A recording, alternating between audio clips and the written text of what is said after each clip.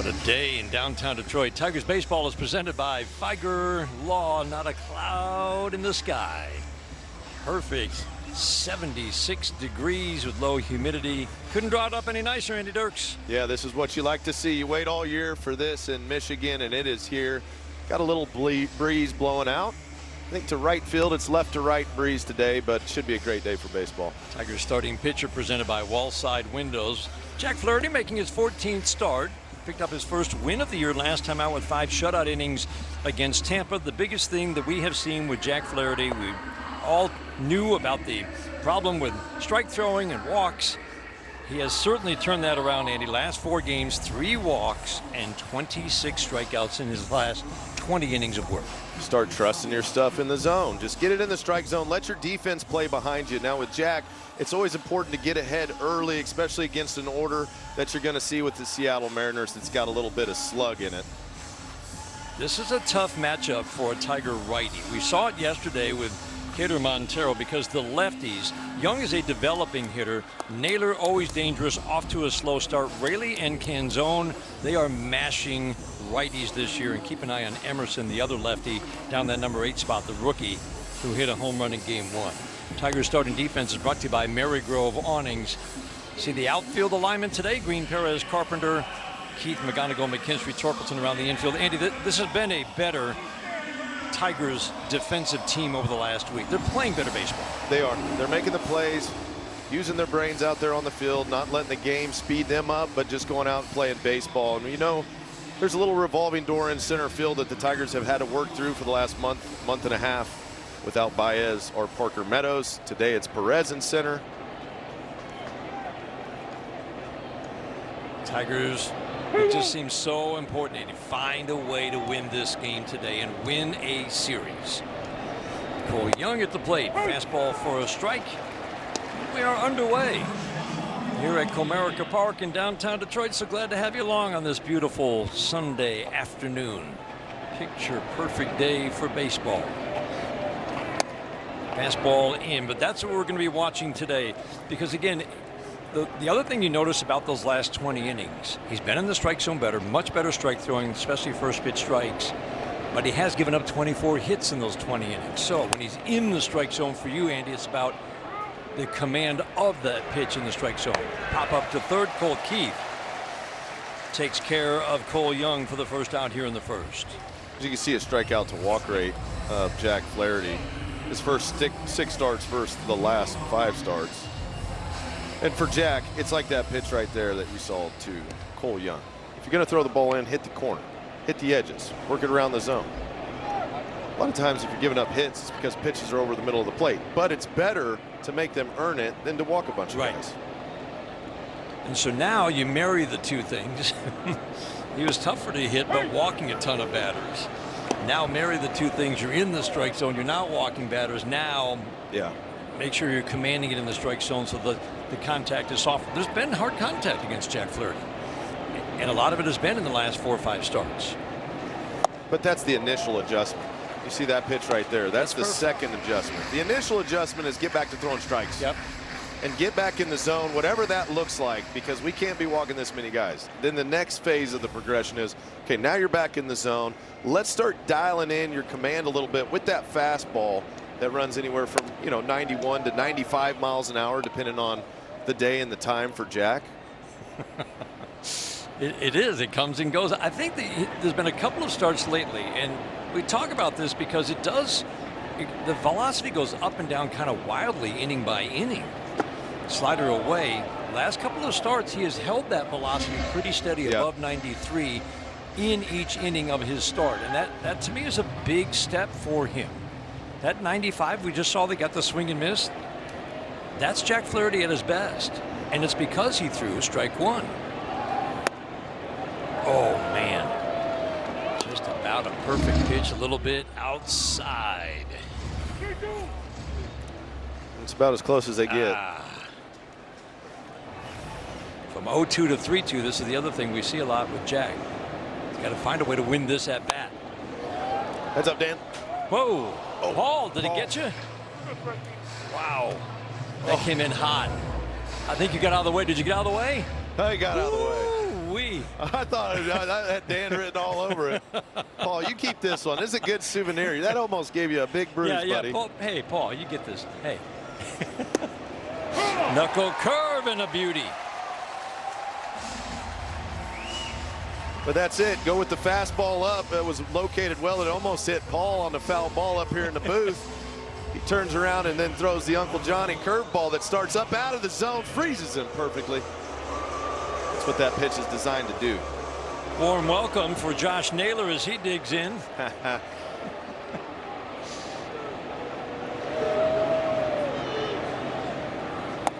Backdoor curveball away. You talked about it. Bobby Scales was talking about it on the radio side. It's just one of those players that you like having him as your teammate, but he can be an irritating force, presence for the other side. Popped up and out of play. Yeah, all those little aggravations that they seem to cause at times throughout series, years. And it's not like the Tigers haven't seen this guy all of his years in Cleveland as well. There's a deep-rooted history between the Detroit Tigers ball club and that guy right there. Collision with McGonigal set up a couple of days where he's been at the center of several moments. Change up down and in to Naylor. 3 for 8 plus a walk plus hit by a pitch yesterday. Left side of the infield shifts to the right. The outfield plays into pull. Off to a quiet start this year. Fastball challenged by Dylan Dingler. Catcher selling the ball call. Challenge is powered by T-Mobile. Nobody's better than Dylan Dingler. 2-2.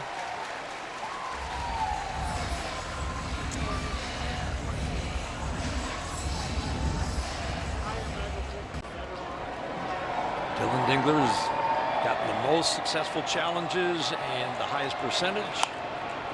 Swinging a pop-up, foul and out of play, and by run value. In other words, that's the other thing he does, Andy.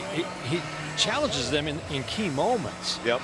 So they add up the run value of all your challenges and how it flipped the count and changed the count. And he is by far the leader in that category. The most value to his challenges. Got it. Wow. Catcher selling the ball call. This ABS challenge presented by Figer Law. And Dylan Dingler gets the strikeout of Josh Naylor.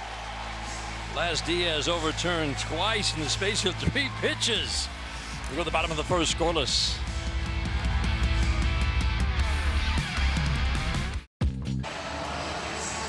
Tigers lineup presented by your Southeast Michigan Ford dealers. You notice a little flip-flop of Carpenter and Torres in the 1-3 spots. A.J. Hinch wants to give the Mariners something to think about. 19 batters in. Time for StatCast 3D, powered by Google Cloud. Kerry Carpenter, Andy, he kind of likes hitting Mariners. He kills the Mariners. OPS well over 1,000. You see all the home runs, the different pitch types, a lot of fastballs mixed in there. They've been trying to hit him with the slider. He hit the slider out against Wu. Yep. But they kept throwing it yesterday. They didn't shy away from it. 9 home runs career, including the postseason, in 67 at-bats. That's a nice number. Home run every 7 at-bats plus a little. Lined foul. We'll take a look at today's starting pitcher for the Mariners. This guy's had a heck of a career. Solid against the Tigers. He hasn't dominated the Tigers, but he has never had a year like this. Last time he had an ERA over 4, not over 5, over 4 was his first full year in the major leagues in 2018 with Cincinnati. And it's been a struggle this year, to the point that the Mariners started to piggyback him. First a relief appearance after mighty struggles, and then 2 piggyback starts with Bryce Miller. Line drive deep and well foul. Wow. I think that's the 5th home run foul Kerry Carpenter's hit this series. They keep throwing. He's on that slider down. He's on it. Yep. Absolutely on the slider down.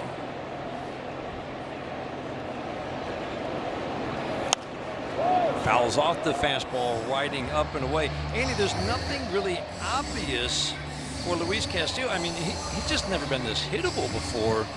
Fastball velocity, as we just saw, 97, so it's still holding firm at an average of 95. But you do notice, another foul off the fastball, that the fastball has been more hittable this year. Yeah, it's hitting spots. When the fastball's down in the zone, he's hittable. And you see he's trying to elevate the heater against Carey, but Carey keeps fouling it off. So that's a spot that he likes to hit. That's a big strikeout pitch for him, has been in his career. But if he's got to bring the ball down and he misses in those areas, it's much more hittable. So it's a matter of getting him in the zone. Carey's just wasting some good pitches here, or pitches that he would like to end the at-bat with. Long time with Cincy, traded to Seattle in 2022 at the trade deadline, and he's just been a rock for them in their rotation ever since. Pulled the changeup down and in. That's been an issue for him too. When your changeup hasn't been good, and you can't locate it against lefties, and you become a two-pitch guy, fastball, slider. As a starter, it's tough to get by with two pitches against left-handed bats. That's ball out of hand. Twice in a row with the changeup. Pitches 8 and 9 are ball 2 and ball 3. Walk rate is near the highest of his career, walking just over 3.5 base runners, batters per 9. Carey swings, slices one down the left field line, and Rosarena over, and he will have room to make the catch. 10-pitch battle, so that's a plus at bat for Carey Carpenter, but it's a routine fly ball out to start the bottom of the first. We look at the defense behind Luis Castillo. Patrick Wisdom in at third, and Emerson at short, because J.P. Crawford was hit by a pitch in game 1 early, and he came out, has not played since. But that's a really impressive middle of the infield. Emerson and Young. Castillo doesn't get a ton of ground balls anymore. That's a 21 and 22-year-old. Fly ball deep down the right field line, and again, well foul. 21 and 22-year-old manning the middle of the infield, and Young is just shining at second base. McGonigal, strike one. Yeah, one of the best second basemen defensively in all the league for sure. There's the 22-year-old. Changeup away, so that changeup not a weapon. As you said, it's been a problem. And then because the guys then said dead red fastball. You're not as worried about it, then you can go ahead and jump the fastball a little more and trust that you'll see the spin on the slider in time. The 1-1 popped up down the third base line. Long run for everybody, and safely over the netting into the seats. Kevin McGonigal still has that average at 288. Remember, league average is below 240 in the American League. So he's kept that average up, and still, Andy, we are 66 games into the season, more walks than strikeouts. Yeah, he's got incredible vision at the plate. Doesn't swing and miss a ton. Doesn't chase a ton either, which are good indications for a young hitter. He's got a quick bat through the zone. Fastball up. So after that, Rosarena goes over on the fly ball from Kevin McGonigal, and he ends up by the fence. And a little snack. You know, come on. That's just Sunday. That's Detroit hospitality there. Yeah, it is. The fan offered it to him. It's like, hey, maybe he asked for hungry? it, but little thumbs up. I love that. Way to go, Tigers fans. Hey, we want to beat you, but you know what? We're going to be hospitable while you're here. Have a little popcorn. Now, you wouldn't eat popcorn right now. I know that for a fact. No. I love popcorn, but no. Not on the broadcast. I can eat it all day at a movie theater. That's really the only time, right? Yeah, that's Or great. At home if you're watching a movie. You have Great to. time for popcorn. And I will not cough. But if I eat it during a game, a kernel's gonna get stuck. Yep, can't do that. It's automatic. So you learned that rule from me a long time ago. You abide by it as well, right? Well, I normally do. I actually messed that rule up not too long ago. You had popcorn during. And it made What me happened? cough. I couldn't stop coughing. So I had it. Like Jason just had to run the broadcast for it was in a promo. I was trying to get through a promo. I couldn't even talk. Strike three on the outside edge. You went against the rules. I know. Batter challenge strike call. ABS is a new rule in baseball this year. It's been hot this game. See if Glaber was right. It is a strike. Caught the outside edge on the swing back. So, no popcorn during broadcast, but you can have a little snack during the game if you want, if you're a player.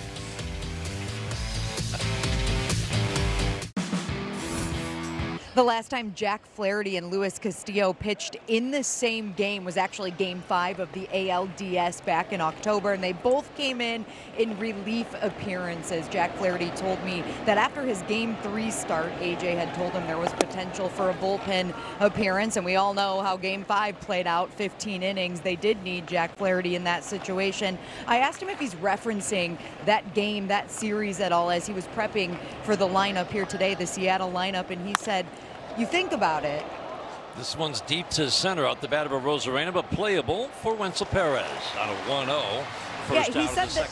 Oh, I'm sorry, Dan. He said that you think about it, but you are paying more attention to the individual matchups in the times that you've seen these guys, other than just that one. Obviously, that one is the most recent, so he's looking at it. But Jack was coming off a good start in Tampa. He picked up his first win of the year, so he said for him it's focusing on pitch by pitch and just hitting the strike zone like we've seen early on here in this game, guys. Thanks, Daniela. I mean, and Andy, so much work has gone into Jack Flaherty turning around what wasn't, well, it was a miserable start for him. He was so frustrated, and you certainly knew why. I mean, he just could not throw strikes like he wanted to. He'd never had a walk rate of near 7 that or was wild. 9 through his first 8 starts, but there it was. And he just kept working on it. And I asked him, I mean, was there anything that clicked? And it really, I think for him, it's always just about just continued to work. Obviously, the whole staff is looking at what's a little cue maybe that can help you out. Yeah. What can we fix in your delivery if there's anything that needs fixing? AJ always goes back to throwing pitches with conviction. This one's deep. Riley Green will have to play it off the wall on a couple of skips. Luke Raley having a monster year against righties. Slides in safely at second base with a 1-out double here in the second. Massive pop out of this left-handed hitter, and he can hit a fastball. You throw him a fastball anywhere around the plate, he slugged them all this year, and you see going the other way with a pitch down and away. That's not a bad spot by Jack. Yep. Just a really strong guy hit that one. Another really strong guy stepping to the plate, Dominic Canzone. Had a breakthrough year at 27 last year. Never really had much success in part-time roles in Arizona and Seattle for 3 years. Broke out in a big way last year, and he hit the ball hard twice yesterday. Hits it hard here, but grabbed by Torkelson.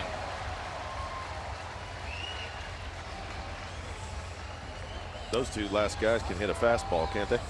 Man, Liberty Mutual Insurance field coverage. You got to be quick on this one if you're Torque. He gets a perfect read on it on the backhand side, puts his glove out, snatches it out of the air. That's a good heads-up play by Torque over there. That ball was touched. 108 and 103 off the bat of Raley and then Canzone. Patrick Wisdom, injury shortened start to the season, just 3 for 25, trying to revive a career that he was a late bloomer. Big years with the Cubs starting at age 29. Slider away. This guy's got pop. He had 28, 25, 23 home runs in a reserve role for the Cubs over 3 straight years. Struggled in 2024. Went over to Korea, bombed 35 home runs last year, and then Seattle picked him up. Foul tip caught by Dylan Dingler, 1-1, 2-1. This lineup was 9th in run scoring coming into the series, this weekend series. And that was after a very slow start for this offense. And they've got a chance, I think. Swing and a miss on the knuckle curve. You get Cal Raleigh back. This offense has a chance to be a top 5 offense in the American League. No question. Watching the way that Canzone, the pop in that left-handed bat, Raley, and then Colt Emerson, the rookie, he's hit the ball all over the field. And he's at the bottom of the order. He's got an over 800 OPS for him right now, hitting 9th, 8th, 7th, right in there. The 2-2. Got him. That's the Jack Flaherty fastball we love to see. 94 with life. Gets the foul tip, swing and miss, strikeout.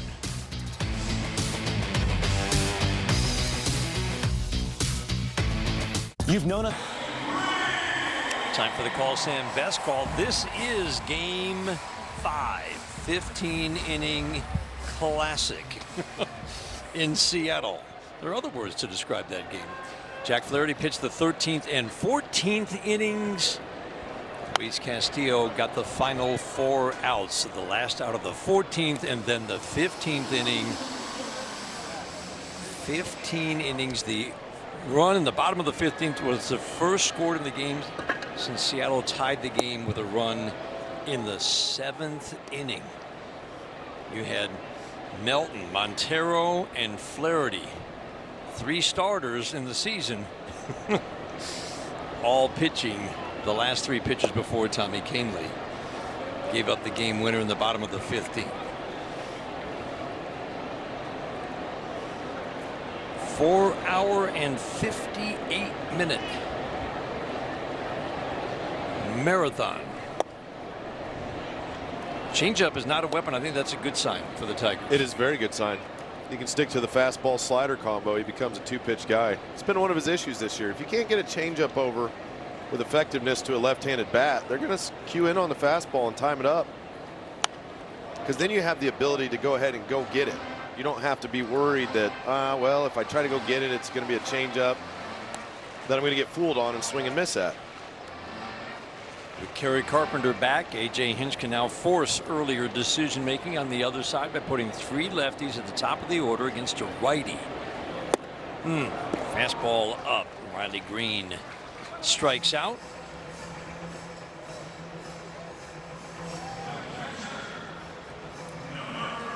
Take a look at Dylan Dingler. He is actually the best bat against right-handed pitching in this lineup today, and it's because he is pounding righties for power, and a lot of it is because of the slider. He's mashed the slider this year. He's still home runs, slugging. If they hang it. Oh, he's not missed. Which caused teams to start throwing the 2-seam in more, and he's made a nice adjustment to that. We saw him in Tampa take one of those 2-seamers down and in. He hit it over the left field fence.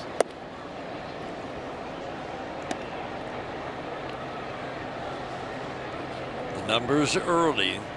That's the highest slugging percentage against breaking balls by a Tiger since a guy named Cabrera did it in 2009. Sinker away. 1 ball, 1 strike. The average may have fallen below 240. Remember, he hit over 270 last year in the breakout season offensively. But Andy, the power and the hard contact. Oh, you'll take the power all day. So 14 consistent. home runs. Are you kidding me? Already? Out of the catcher spot? And he's a Gold Glove catcher, by the way. Yeah, Gold Glove, by the way. I mean, he's got an all-star written all over him right now, starting the all-star game for the American League. He should. He absolutely should.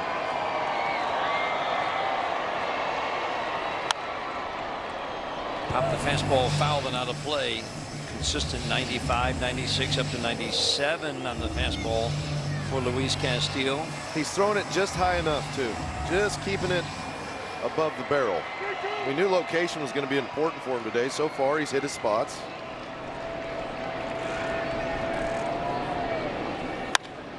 Hits it hard, right to Rodriguez in center. But there's where he threw the ball over the middle of the plate. That was down a little bit. That's the one that's very hittable. And that's what Dylan Dingler does. Yep. If you're over the middle of the plate, that's another hard hit ball off of his bat. Talk about the fastball being hittable, and that's probably the biggest reason. I mean, Castillo, again, a 5.50 ERA coming into this game. He went through an 8-game stretch where he gave up 35 runs in 38 innings of work. 8 starts where he could not even average 5 innings a start, 50 hits, and a lot of it is because of the fastball. I think if you went across Major League Baseball and starting pitchers, guys that fastball get hit, they're going to perform way worse than guys whose fastball don't. Best changeup of the day gets a swing and miss. Last year, opponents hit 199 against Castillo's fastball. That's the one he likes. If you watch, he kind of pronates it coming from the side. That's perfect. And you see the spin on the top of the ball. You can see how it catches the seam and it makes it dive down. That's a Tarek Skubal. Yeah, that's the changeup. same idea, same principle. A little different out of the hand. His is a little more pronation. Keith pops it foul. Again, opponents at 199, very little power against Castillo's fastball last year, and this year they've hit it at a 260 clip, but with power, an 850 OPS against his fastball, 660 last year. In the air to right, not deep enough. Rayleigh takes care of Colt Keith. 6 up, 6 down for Luis Castillo. No matter what the... It's now time for Chevy's strongest player, Jack Flaherty. Watch this. The fastball up. Says, how about a little wrinkle? Starts it above the zone, freezes Rodriguez, and then against Wisdom he goes curveball and backs it up with a fastball. So mixing those two pitch types to much effectiveness so far for Jack Flaherty, hitting the spots with the heater, setting up the breaking ball, and vice versa.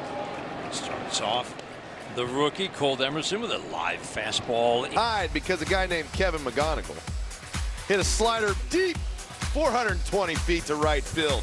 Did he see that pitch? I think he saw it well. Maybe he had his McGonigal goggles on. She sure did.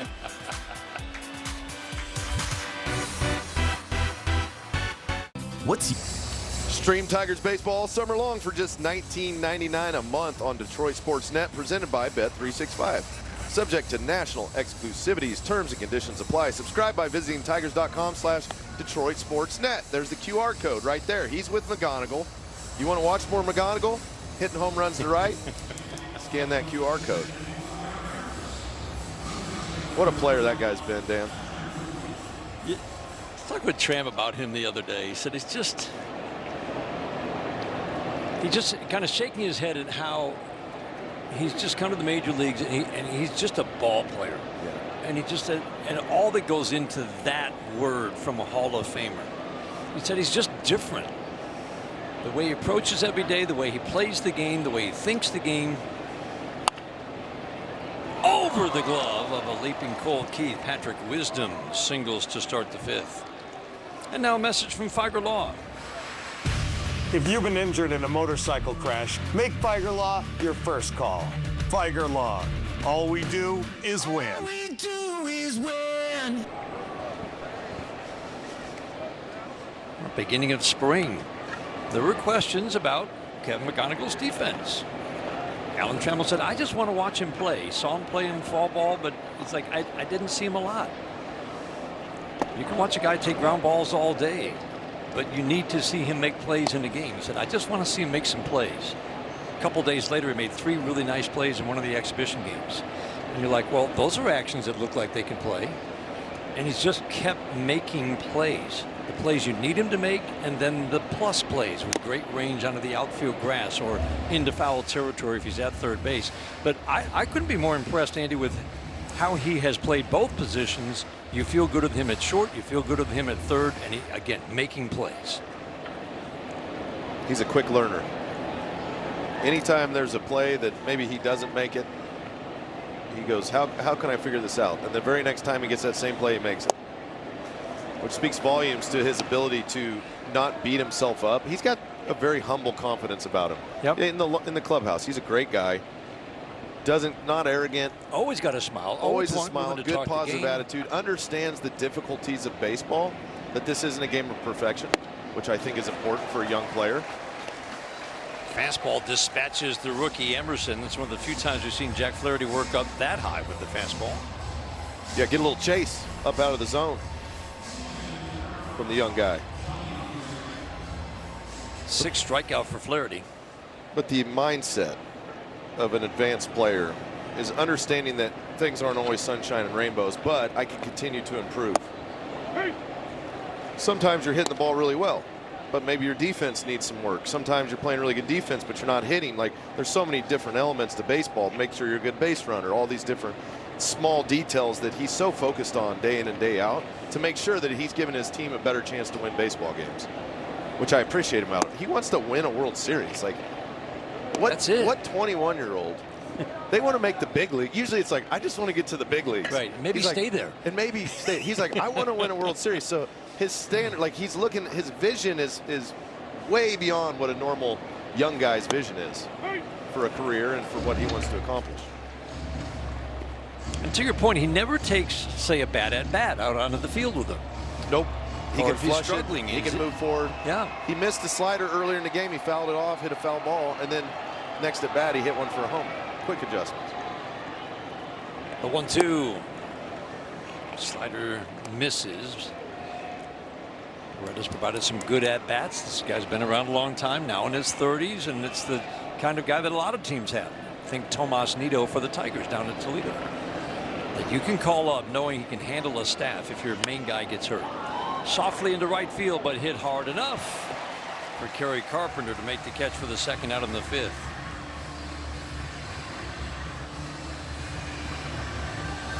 Well, what's better than a Scooble update right now?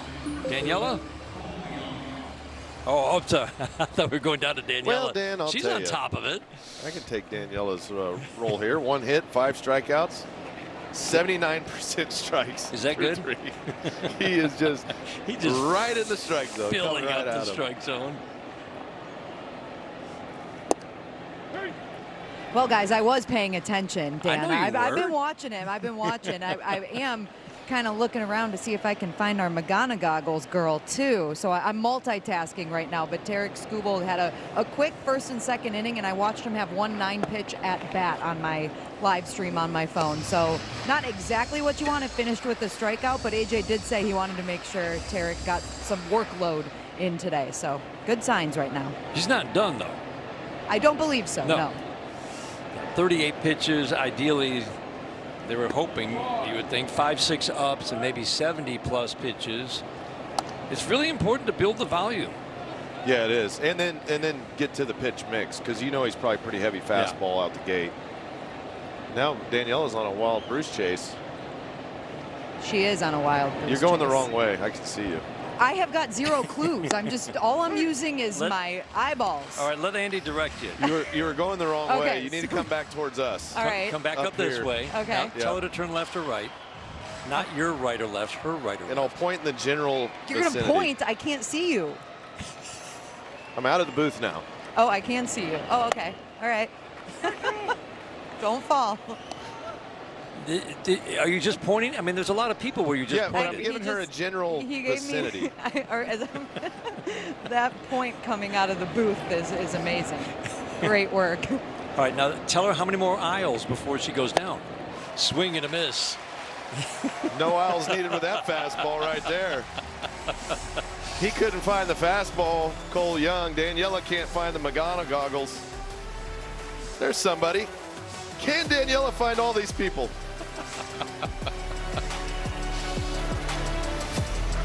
We're head. If the Tigers score 3 or more runs in this game, you know what to do. Go to a participating Arby's location tomorrow and get a free small order of curly fries. I have found out that you can actually go the same day. I've cashed in twice on this. Oh, you have? Yeah, and Little insider tip here. It's kind of fun. You get a sandwich and you're like, oh, look at that, free fries, Yeah, it curly is. fries. But yeah, this is a legit real deal. It's It a works. real deal. I've done it. It works. I took the boys over. A little inside tip, you can actually do a day of. Ground ball takes care of Cold Keith. So Castillo, very hittable this year, as hittable as he's been in his career. For average, for power, he's been very good, Andy. The high fastballs worked for him today. Kept it just up out of the zone enough. Thrown enough changeups. He struggled with the changeup early on. Found a little better command of it as the games come on. Against the lefties. Slider with some movement at the plate. Almost looked like it had sinker movement onto the plate. Makes it quickly 0-2. Torque 1 for 8 in his career against Castillo, who's always puts together a good start against the Tigers. There's that high fastball right there, Dan. Now a message from your Southeast Michigan Ford dealers. Now during employee pricing for everyone, get $10,002 in savings on the 2026 F-150 XLT 4x4. See your Southeast Michigan Ford dealer today.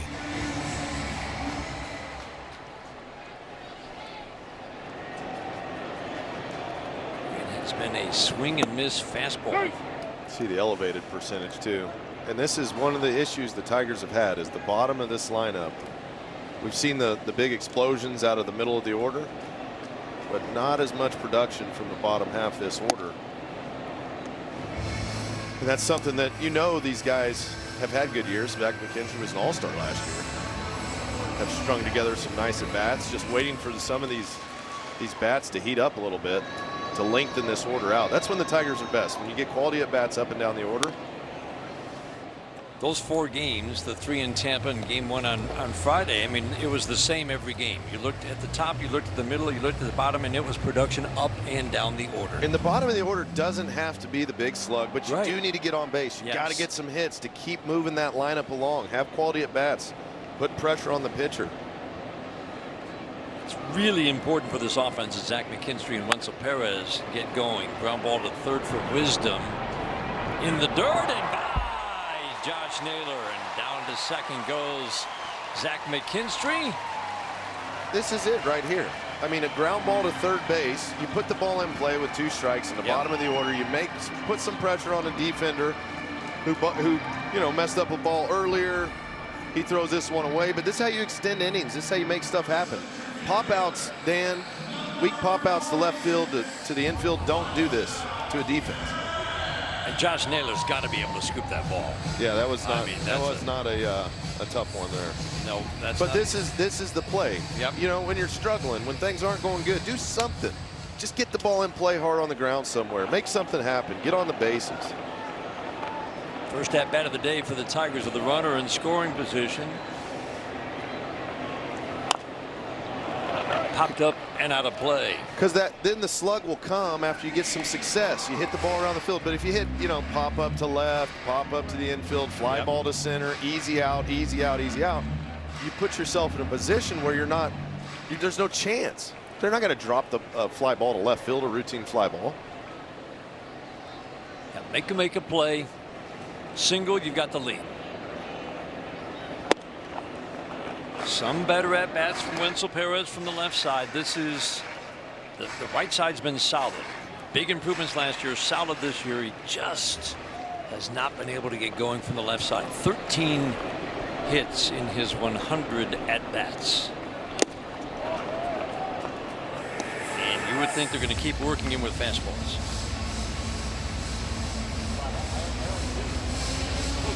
Eight swings and misses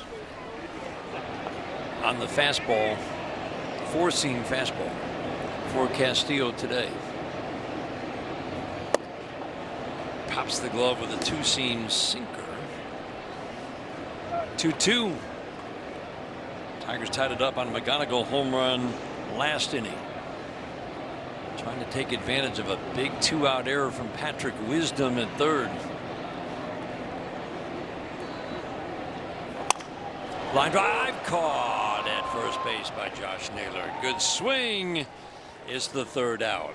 The Bet365 scoreboard has us tied at 1 through 5.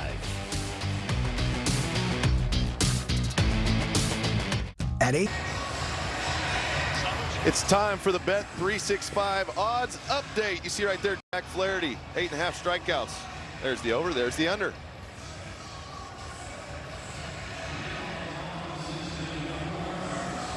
Jack Flaherty has gone 6 innings twice in his 13 starts this year. Pitch count nice and low. If he's going to go 6 today, he's got to get the 2, 3, 4 hitters for the Seattle Mariners. First pitch knuckle curve. He's really mixing his pitches well. First pitch, a lot of fastballs early. Now he's really starting to mix in sinkers, sliders, curveballs. Last 5 batters for strike 1. Out of play. Strike 1 has been huge for Jack Flaherty. 2 of his last 4 starts. This game, 13 for 19, and it changes everything for him. Feels like he's been better. The command that you talk about, not just in the strike zone, but the command of his pitches in the strike zone has been better today. 0-2 fastball. Ooh.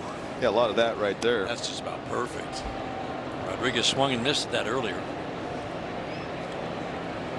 Nice. That's a quality 0-2 pitch, though. Yep. That's a quality pitch. It's competitive. It's right there. Slider bounces.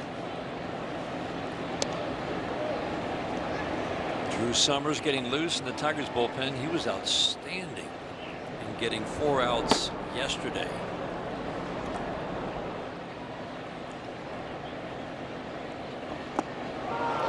Yeah, they want bounces. that Naylor, Rosarena, Rayleigh. Because if you can get Rayleigh or Canzone, if one of those guys, because there's left, right, left, left. Yep. Will probably potentially get pinch hit for. Rayleigh will get pinch hit for, and probably Canzone. Yep. Line to left, and that's going to drop. Riley Green was playing deep, and he will hold. Oh boy, throw off line. He was going to hold Rodriguez to a single. That should be a throwing error because he was stopping at first. Yeah, it's tough on one end of it because Riley does a nice job getting to the ball quickly and try to settle his feet. I think he didn't know that he was going to stop, so he's making a sellout play here because he comes over, he's got to catch it kind of on an awkward hop. Look, he doesn't even look to see if he's running. He just turns and fires thinking for sure he's going to go 2 on this play. But the throw was read by Rodriguez out of the hand. I think Riley thought it was do or die. Yeah, and they did give him an error. That's the right call. Tough error. Yeah. But it's well, you know, right you can not get an error there if you just let the ball go to the wall. It's a double. I mean, by getting to the ball quickly and trying to get rid of it quickly is why he started to stop. Right. But the throw was off. Yeah, you hit the cutoff, man. You'll be all right. Shot off the glove of a diving Spencer Torkelson. Rodriguez scores. Josh Naylor gives the Mariners 2-1 lead in the 6th. A 4-seam up in the zone, up and in. Naylor just turns on it. Gets on top of the ball. See, finishes with one hand. I mean, that's Josh Naylor at his best. Yep. How do you get on top of that ball? Be talented. That's how. I mean, that's crazy. It's just an adjustable swing in the box. He knows as soon as he saw the pitch out of hand. See how he Look stays back and just turns his body. Basically hit it with the top hand or the bottom hand on the bat. That's an RBI guy. He's always been known, and when he's given the Tigers fits, and it's been kind of every other year, he's always been known as a guy who will expand the strike zone. Yep. In an RBI situation, because he knows he can do something when he does expand. See if Flaherty can get a Rosarena. I would imagine Summers is going to come in for the 2 lefties after this, so this will be Jack's last guy potentially. Rob Refsnyder, Victor Robles ready to come off the bench for manager Dan Wilson. Rayleigh and Canzone rarely face lefties, and that's always, of course, the calculation that A.J. Hinch is making. It'd be tough pressed to let Rayleigh and Calzone see Flaherty again. The last 2 at bats not as good, but you throw him a fastball. He's starting to miss with the fastball with Canzone and Rayleigh. Knuckle curve bounces. Yeah, you would think, even though he got them both last time, he'd rather have a reliever face the likely 2 pinch hitters.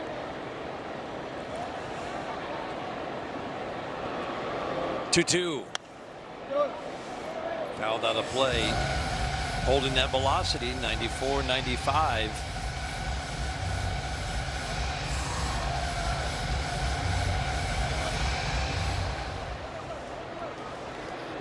Jack Flaherty's average fastball is over 93. That's usually when he's at his best, and it's been just a tick under 93.5 today. Slider away. So again, these are the at-bats you look at, Andy, ahead of Rodriguez 0-2 twice today, and he got to 3-2 twice. Singled in this inning, got ahead of Rosarena in this at-bat, 1 ball 2 strikes, and now 3-2. This is where Jack has struggled the last couple of years, finishing off at-bats when he wins the race to 2 strikes. And even when his at-bats start 0-1, more production than you would like to see.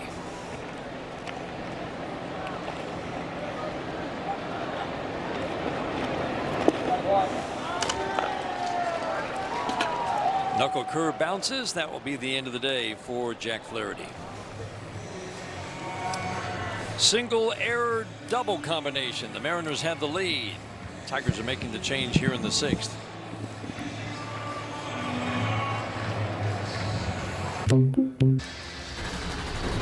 Drew Summers comes into the game. We've talked about how he needs to throw strikes because it's swing and miss stuff when he does, and this is the best we've seen him. I know it hasn't been many outings, but this was really good, Andy. Yeah, just dotting the strike zone with both the sinker and the slider, running the four seam against the righties. He's your wall side windows pitching change. But the potential here, the guy, you know, crossfire across his body, creates a great angle, gets good movement on both of his pitches, his sinker and his slider. They're going to let the lefty Rayleigh hit against him first. Summers with 35 strikeouts in 21 innings at Toledo. These lefties don't face many lefties. Pitch clock violation by Drew Summers. Before the at-bat begins, the at-bat starts 1-0. Luke Rayleigh does not hit lefties. He only starts against righties. He is 4 for 44 against lefties the last 2 years, and that's why he's bunting. Keith, nice play. And that's pretty impressive. Power hitter. They know he can't hit lefties. What can he do? He can lay down a bunt. And he executes it. Gets it down to the third baseman. That's who you want to field the ball. So mixing a little small ball. Now they'll go to the bench and get Ref Schneider, I'm sure. That'll bring Chris Fetter out to talk over this at bat for Rob Refsnyder, who has made a living by hitting lefties, and he has had a miserable season hitting righties or lefties so far this year. We saw him in game 1, and he did have a couple of hits. Yeah, he's a guy, he's got a track record. You know, you can look at him this year and you can say, okay, he's struggling, but he's been effective throughout his career in these situations. And they figure, you know, contact is your friend right here. Yep. They're going to play the game that says that we think that we bring the righty in, we got contact, the Tigers will bring the infield in, which puts them in the not advantage position. Anytime you draw the infield in, it gets harder. But strike one's important in these situations. Drew Summers is a different pitcher when he's in the strike zone. First pitch to Rob Refsnyder, called strike 1.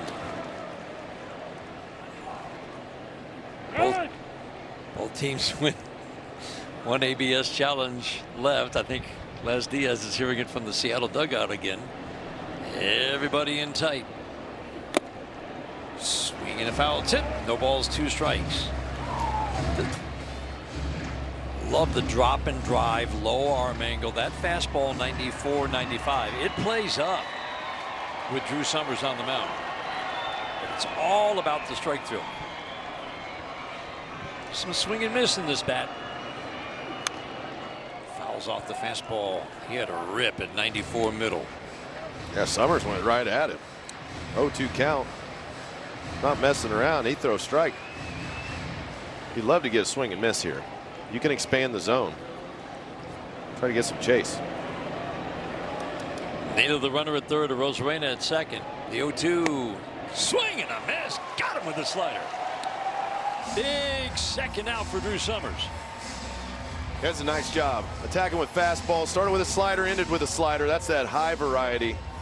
But you see the angle he creates. That ball starts in the other batter's box. Ref Schneider starts leaning out for it. By the time he tries to straighten up for a swing, he's late. Tiger's going to walk Wisdom to load the bases. So he can now face the lefty, the rookie Colt Emerson. This puts a little more pressure on strike throwing. This is where they trust that your guy's going to be in the zone against a rookie. You have to trust it. That's it. That's it. Because a lot of guys, you load the bases with that intentional walk, they can't throw a strike. Summers terrific with the strike throwing yesterday. It's been an issue off and on. He is dotting the fastball right now. I love this. And that's the confidence that your manager shows in you. To be able to walk a guy to get to the lefty, it shows your manager's got confidence in you to throw strikes. Summers struck him out yesterday with a wicked sinker in. Fastball up, 96. This is a young man who's gaining confidence pitch by pitch. And it's a big deal if they can add a lefty with swing and miss to this bullpen. Bases loaded. Big, big out to get for Drew Summers and the Tigers. The 0-2. Slider not tempting for Emerson. Again, he's 20 years old. He's got 59 major league at bats coming into this game. He hits lefties, he hits righties. He's actually hit lefties for more power than righties. The 1-2. Just off the plate. You talk about some discipline. My goodness.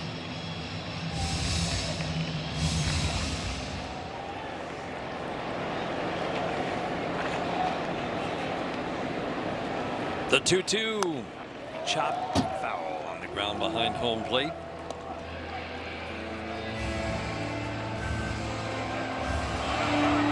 Summers inherited a 2-on, none-out jam. Gave up the sacrifice bunt to put runners at second and third. Struck out Ref Snyder. The intentional walk to Wisdom. Now trying to get Colt Emerson to end the inning in strand 3. 2-2 again. Hit him.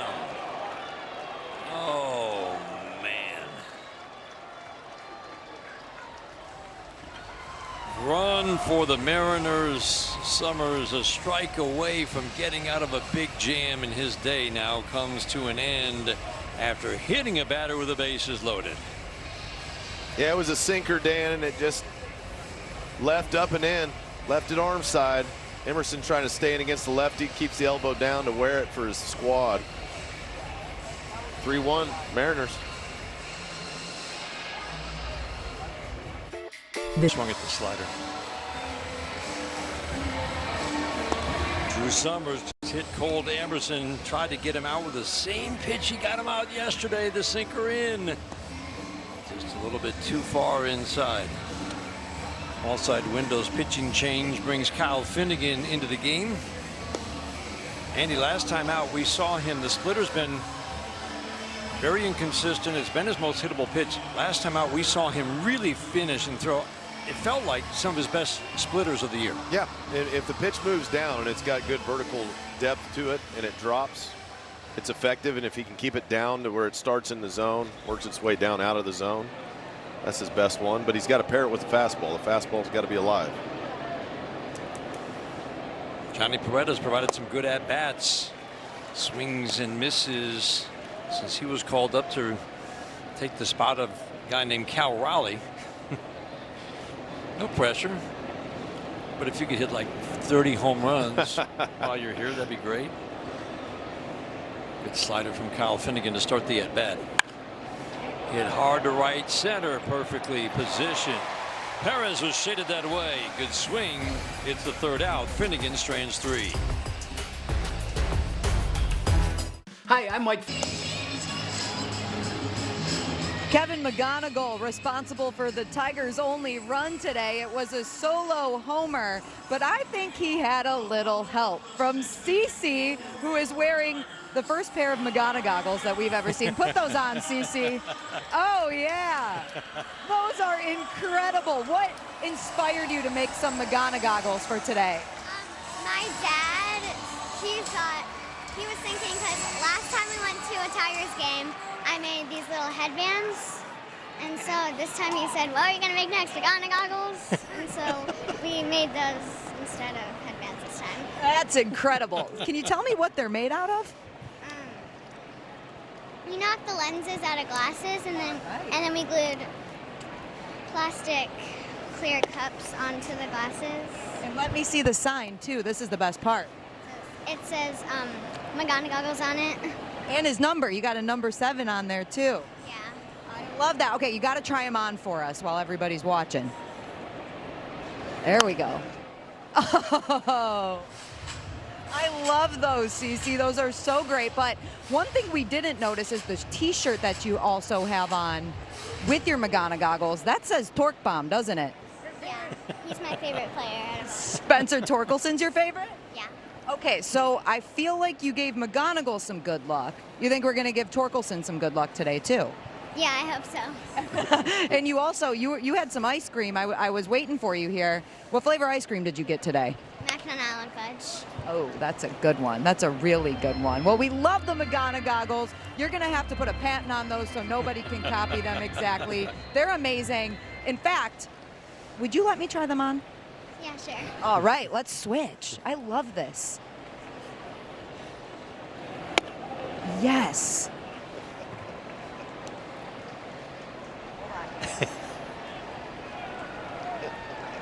Oh, yeah. That's a great look. What do we think, boys? I think you nailed it right there. Are you We got seeing- to get a pair of these. Everybody in the booth. needs those. Everybody. I'll see if Cece can make us a couple more. Do you think you can make a few for everybody in the booth? Maybe. She says maybe. She It wants to took a keep little them bit of for time, herself. Daniela. We love it, Cece and Dad TJ. Thank you guys so much. I don't know if you're going to get these back from me. We'll have to see. Thank you. Yeah, thanks. Guys. Our CNL Award on deck hitter is Kevin McGonigal. Oh my gosh. Could CC be any cuter? No, that is so good. Oh, that's awesome. You know, she was crafting those. She makes headbands. She said she's a crafter. Yeah, she came one game with headbands. You need goggles? Sure, I can make those. Kerry Carpenter's having another epic battle. He's going to see at least 9 pitches in his first at-bat. He popped out to left field on the 10th pitch of the at-bat. See if he can reach base, get something started. Bottom of the 6th inning. Deep in the hole at short. Emerson takes care of Kerry Carpenter. Kevin McGonigal early in the 4th inning. Second at bat. Hanging slider. Didn't miss it. Hit it 420 feet to right field. That's the old Tigers' only run so far. Little lady with McGonigoggles on. Loved it. See if he can get a little more action going. He's been a guy. Hey, looky there. Did Dan make his own? Dan made some too. Those look a lot like safety glasses, I'll just say. You think? I think the. You're saying the creativity level is different for CC? I think by quite a large margin. But still, you got to get you a pair. They come in varieties, different shapes, different sizes. CC didn't sound that excited about making them for all of us. No, I think she knew how much work goes into a creative pair of them. Yeah, they're right there. Probably took her a bit of time. Fastball, he has been working that top of the strike zone and above the top rail, and it has been a swing and miss pitch for Luis Castillo today. This is where you love Kevin McGonigal. All right, still got the good hitters count, but I can step out, take a big deep breath.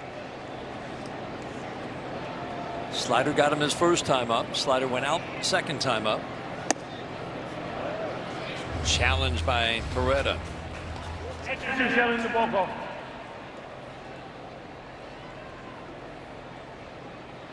And ball 3 it is. Mariners are out of challenges.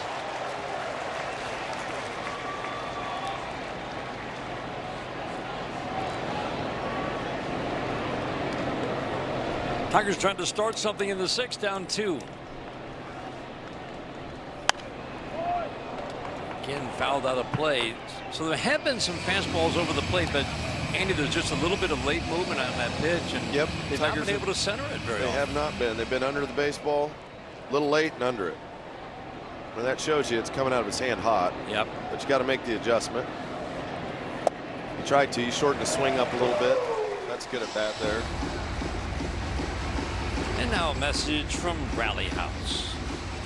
The season starts at Rally House. From jerseys and hats to tumblers for game day, it's where outrageous selection meets every fan's style. McGonigal's work again. They were 2 for 2. Showing CC and the goggles. Home run and a walk. Luis Castillo, like Jack Flaherty, has only gone 6 innings twice in his 10 starts this year. guy that you could rely on for 6-inning starts over and over in the last few years. It's been a struggle for him this year. Jose Ferrer is getting loose in the Mariners bullpen, and you would think he is Castillo probably down to his last batter. Yep, they're going to want the lefty for Green, and that lefty throws. He threw 99-mile-an-hour short-arm fastball. My goodness, that was yesterday. Filthy. Torres pops it up down the right field line. Ray Lee makes the catch. That's a good play right by the railing. He's made a couple nice plays. He went deep to right center, made a play on a Riley Green fly ball earlier in the game. This time he goes over to the right field foul territory. And on a day where there's a high sky, meaning there's no clouds, there's no depth perception, trying to get a read, making sure you're not going to run in the wall. Good job. That'll be the end of the day for Luis Castillo. One of his best starts since his first start of the year. Jose Ferrer is coming in. And while the Mariners make the change with a 2-run lead in the 6th, man on 2 outs. We'll pause for these words. Oh, that. This copyrighted telecast is presented by authority of the Detroit Tigers and may not be reproduced or retransmitted in any form. And the accounts and descriptions of this game may not be disseminated without the express written consent of the Detroit Tigers. Tigers baseball on Detroit Sportsnet is brought to you by Wallside Windows. Local and family owned, celebrating 82 years as Michigan's leader in replacement windows. And by your Metro Detroit Buick GMC dealers. Jose Ferrer came into the game yesterday. It was electric stuff. He got Riley Green on a fly ball to center. It's a fastball that gets up to 99. Picked up in a trade with Washington this offseason. He's been everything the Mariners had hoped and more. Riley Green has hung in there. He's done more than hang in there against lefties. He's hit lefties this year. Kyle's first pitch out of play. Yeah, this is just a short arm bullet out of the left arm. If you watch his action, barely even brings the ball back. No secret what he's going to do, is it? No. It's 2-seam sinkers that he'll throw down and up. Lefties see sinkers and sliders. Pitches coming in, pitches going away. Lob over to first to drive McGonigal back. This is a bullpen that protects leads. It's power arms. It's not necessarily a ton of swing and miss. Ferrer surprisingly with a low strikeout rate. But it is serious stuff. They've got 5 guys that Dan Wilson can lean on. Laredo might have wanted to challenge that, but he couldn't. As we saw, would have been strike 3. Riley fouls a sinker out of play. But there's just no breathing room against this Seattle bullpen. Best in the American League, easily the best. The highest ERA belongs to Andres Munoz, their closer, and you don't want to face him. That's their big swing and miss guy. High and tight. Riley Green, prepare to die when you face a lefty. That's it. They're going to throw up and in some. That's part of it. Just got to stay in case it's a breaking ball. It gives you time to recognize. If you bell too quick, you lose the breaking ball, your ability to hit it. 2-2. Way. Riley Green will see at least 7 pitches in this trip to the plate. Ferrer is a command guy, so it's a power arm with tremendous ability to throw strikes. He will not walk you. Chances are high he's going to induce a swing. Riley will see 8 pitches at least. McGonigal's off with the pitch. The outfield plays Riley go the opposite way just slightly. McGonigal off. See if he can drive one of the gaps. Naylor playing behind McGonigal. He takes off, and Riley Green draws a walk. Heck of an at-bat to put a couple of men on. Potential tying run now on at first. First time today the Tigers have had 2 base runners on at the same time. Little game pressure here. You got Dingler, who's hit pretty much everything this year. One of the Tigers' best hitters so far with 14 homers already. With a chance to score some runs in a game where the Tigers need runs. They didn't score a run yesterday. It's been slow go today. They only got 2 hits. Let's see if they can open something up. 2 on, 2 outs. Dylan Dingler fouls the sinker out of play.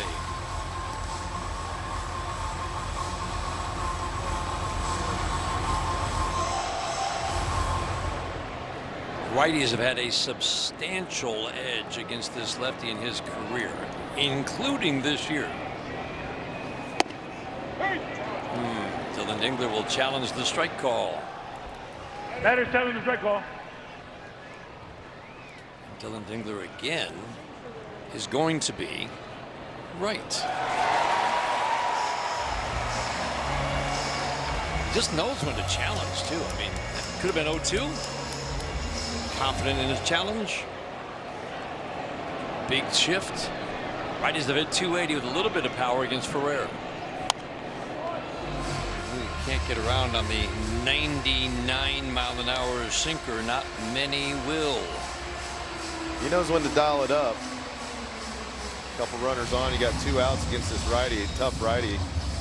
And Andy, the arm side run is ridiculous. High and away. What a take.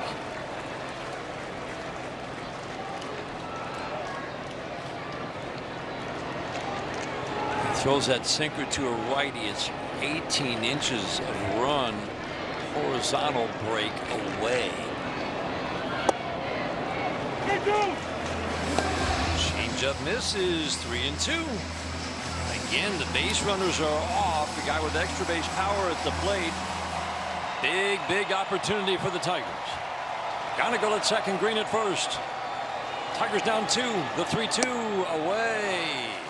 A guy who does not walk hitters has walked 2 to load the bases. Jahmai Jones going to hit for Colt Keith, but first just check out Dylan Dingler's at bat real quick. He fouls a sinker off away, trying to do some damage. He challenges this one, gets it back, misses that one a little late. Then the battle's on. Lays off the one up and away, lays off the changeup in, lays off the pitch away. And Jahmai Jones, a position, a spot in a game where the Tigers need to start paying off is the pinch hit when they bring in the guys off the bench. They were excellent at it last year. It was a big part of this offense. It's a tough role. It's one Jahmai Jones filled very well last year. We've seen it some this year. It was mixed success. But this is a spot that has to start getting paid off in this Tigers lineup to win these close ball games. Having Kerry Carpenter back just shines the spotlight a little bit more on that particular role, and it falls on Jahmai Jones. It's a lot, like you said. It's not easy. 970 OPS against lefties last year. So far this year, in 63 at bats, Jahmai has hit just 175. It's hard contact, but a lot of struggles. He's due. Tries to unload on the sinker up.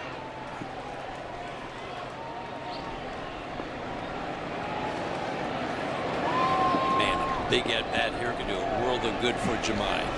Base is loaded, 2 outs. Tigers down 2. Fouled out of play in an 0-2 hole. He's seen 2 99-mile-an-hour sinkers. First real threat of the day for the Tigers. Their only run scored on a McGonigal home run in the 4th. McGonigal, Green, Dingler itching to come home. Higher than high with the fastball. I wouldn't mind a ball to the backstop. That'd be all right. Fine by me.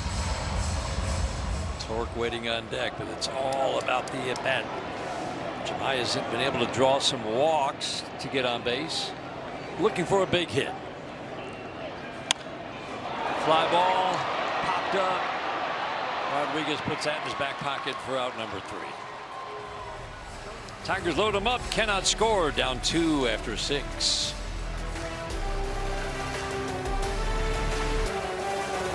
Listen.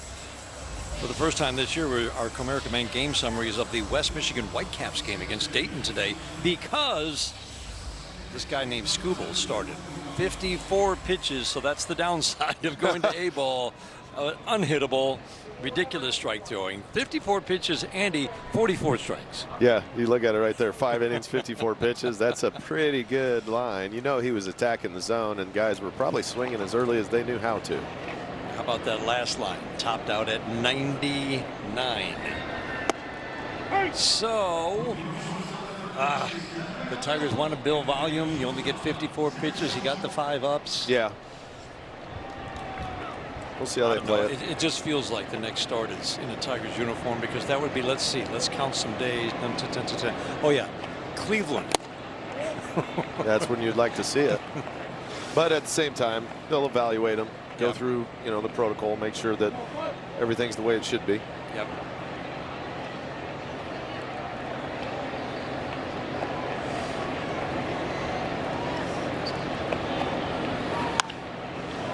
Popped up. It's going to carry out to Kerry Carpenter for the first out of the 7th inning. Let's go down to Daniela Bruce. So we met Cece with her Magana goggles. She's got her Torque Bomb shirt on. We learned that's her favorite player. Cece, I've got a little surprise for you. We've got you a Kevin McGonigal signed baseball card, a Spencer Torkelson signed baseball card, and the Spencer Torkelson autographed baseball. Holy smokes. Oh, you're so welcome. Look at that. There you go. I love that t-shirt. You're welcome. Can you give us a Go Tigers really quick? Go Tigers! Yes. I love it. Thank you. Keep those goggles on, Cece. That's a young lady out supporting her ball club. Oh my gosh. Well, Torque's due up first next inning, so get that Torque Bomb t-shirt on one more time. That's a great design on the t-shirt. She probably designed that too. There's potential. That's a really good t-shirt. She's very creative. I wouldn't have known how to win about it. Other way. She pulled it off well. What an exciting day at the ballpark. You can't have a bad day at the ballpark, but she's having a really good day at the ballpark. Yeah, no doubt.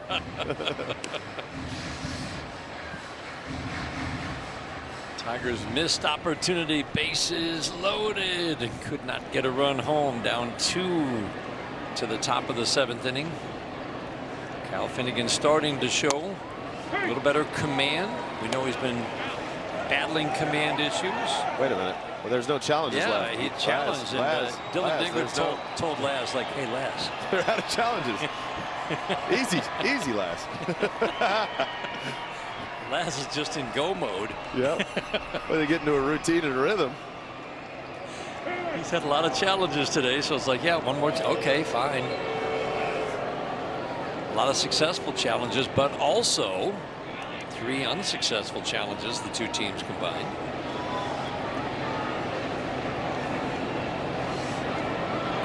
Kyle Finnegan battling, really unusual for him, an issue with just random walks that would come out of nowhere. Splitter bounces. Part of it is the splitter has not been the weapon that it usually has been, but he's starting to get a lot better.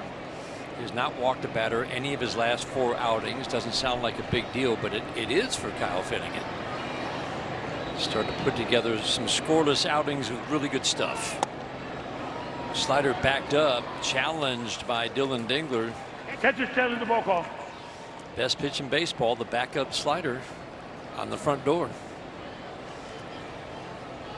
And it is indeed ball 4, both teams out of challenges.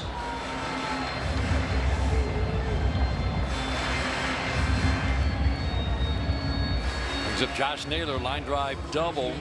A big hit in a 2-run 6th inning. Jack Flaherty cruised through 5 with just 72 pitches. The warm greeting for Naylor as he digs in. Tigers didn't see him until the postseason last year. Rodriguez takes off, throw to second, and he got a great jump off Finnegan. Rodriguez steals his 8th of the year in 10 attempts. Yeah, he's not messing around. He's going as soon as the leg lifts. Finnegan's a little slow to the plate with the big leg kick. Doesn't give Dingler much of a chance to get it down there in time. Zach Short now in at short.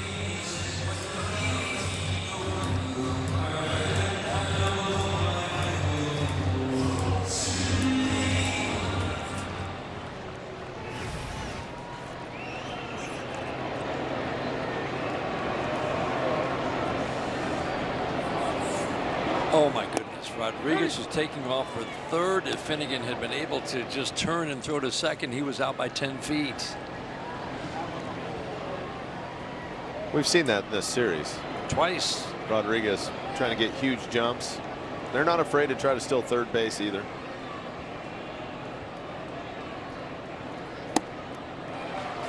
Good splitter in.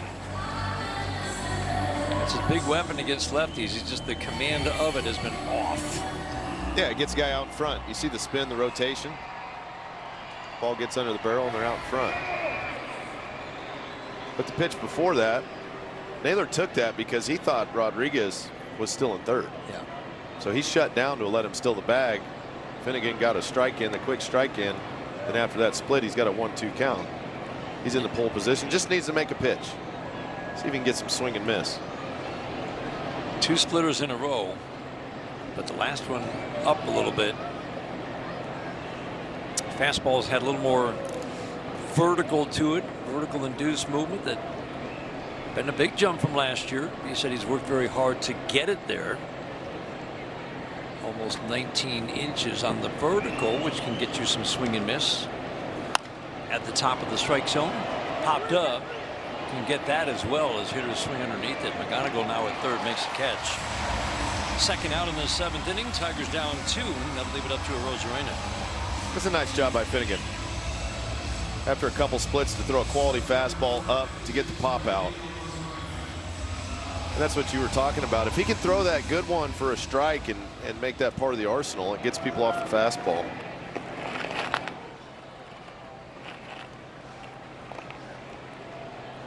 Arozarena's been good against lefties and righties. Not a lot in the power department yet, but he'll get there. 27 home runs last year. First pitch strike, and Rodriguez just walked over to third. Man, that's just too easy. It is, but at the same time, a base hit probably scores Rodriguez regardless if it's through the infield. And it was a called strike that Arozarena took. So now an 0-1 count in favor of Finnegan. Line drive, base hit into right. Julio Rodriguez helps the Mariners manufacture a run. 2 stolen bases and a big add-on run to make it 4-1. That's the fastball. Arozarena's thinking about the other offerings as well, but can cover the fastball if he hits it to right. Even though he's a little late, he does a nice job with the hands to pull him inside and find barrel. That's what you do. RBI hitters know how to do that. Yep. A.J. Hinch going to his bullpen while the Tigers make the change. Down 3 in the 7th. We'll pause for these words.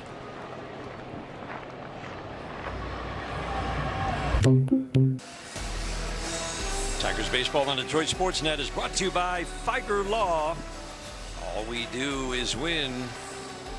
And by Menards. Save big money at Menards on all of your home improvement needs. Memberships for the 2026 season are still available. You can become a 1901 Society member and unlock the best perks like price, location, exclusive member events, and more. Visit tigers.com/2026 to start your membership journey today.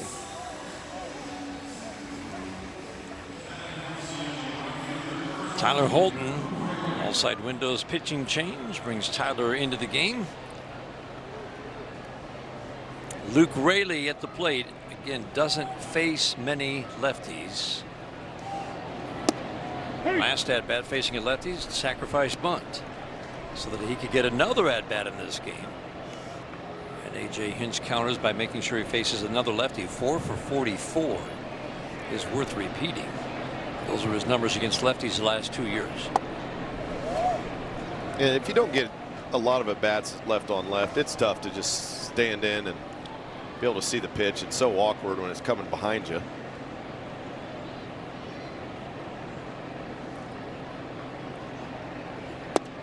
Beauty of the sweeper. Just like a big old curveball right there. It's got some 12-6 on the sweeper. Yeah, 77 miles an hour. I like it when there's a big variance in velocity on the big breaking ball.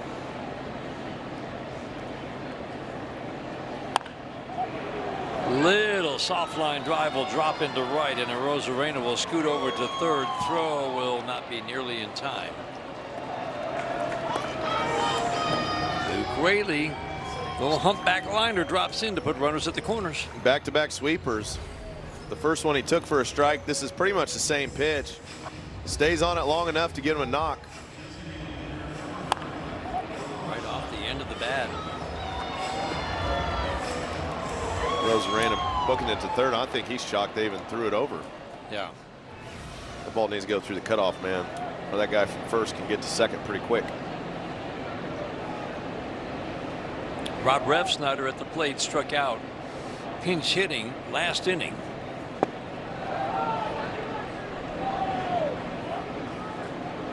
Hasn't done anything against righties or lefties this year, but the track record's pretty solid. There's a reason the Mariners picked him up.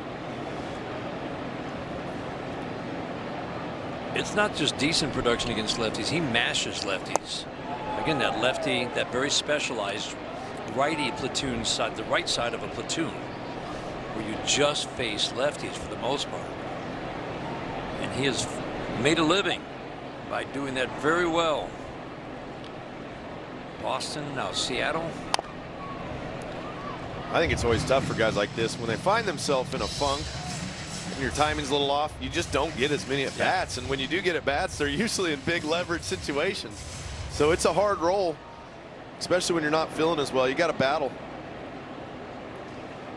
It's a really hard role. It's a great role when it's going well. Right. It's the hero or the GOAT role. There's not a lot in between. It's like the field goal kicker at the end of the game, you know. It just comes into that type of intensity and pressure. Raley takes off, swinging a foul out of play. He actually had a pretty big jump off Tyler Holton. It would not have been a play at second, I don't think. Yeah, and when you get off to the rough start, it's just you're not going to get the at-bats to make it up. Yeah, yep. You want to try to make it up every at-bat. Ground ball, McGonigal. And a nice pick at first by Spencer Torkelson. Holton strands two. Well, coming up, it's the Fagerlaw 7th inning stretch with the Mariners on top by 3. And now at the 7th inning stretch on Sundays, we listen in to God Bless America.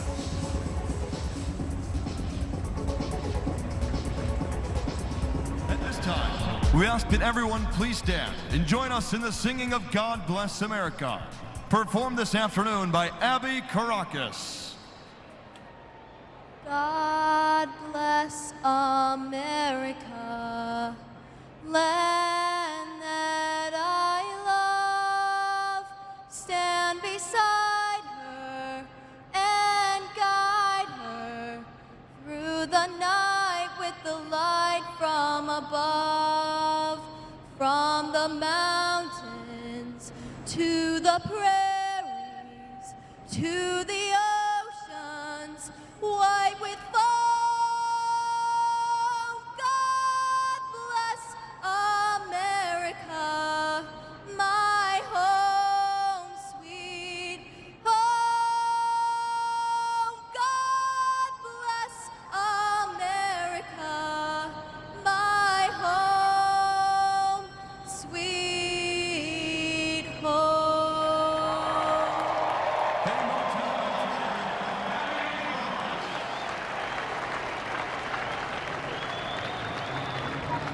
Nick? Let's take a look at the upcoming schedule, brought to you by Bet365.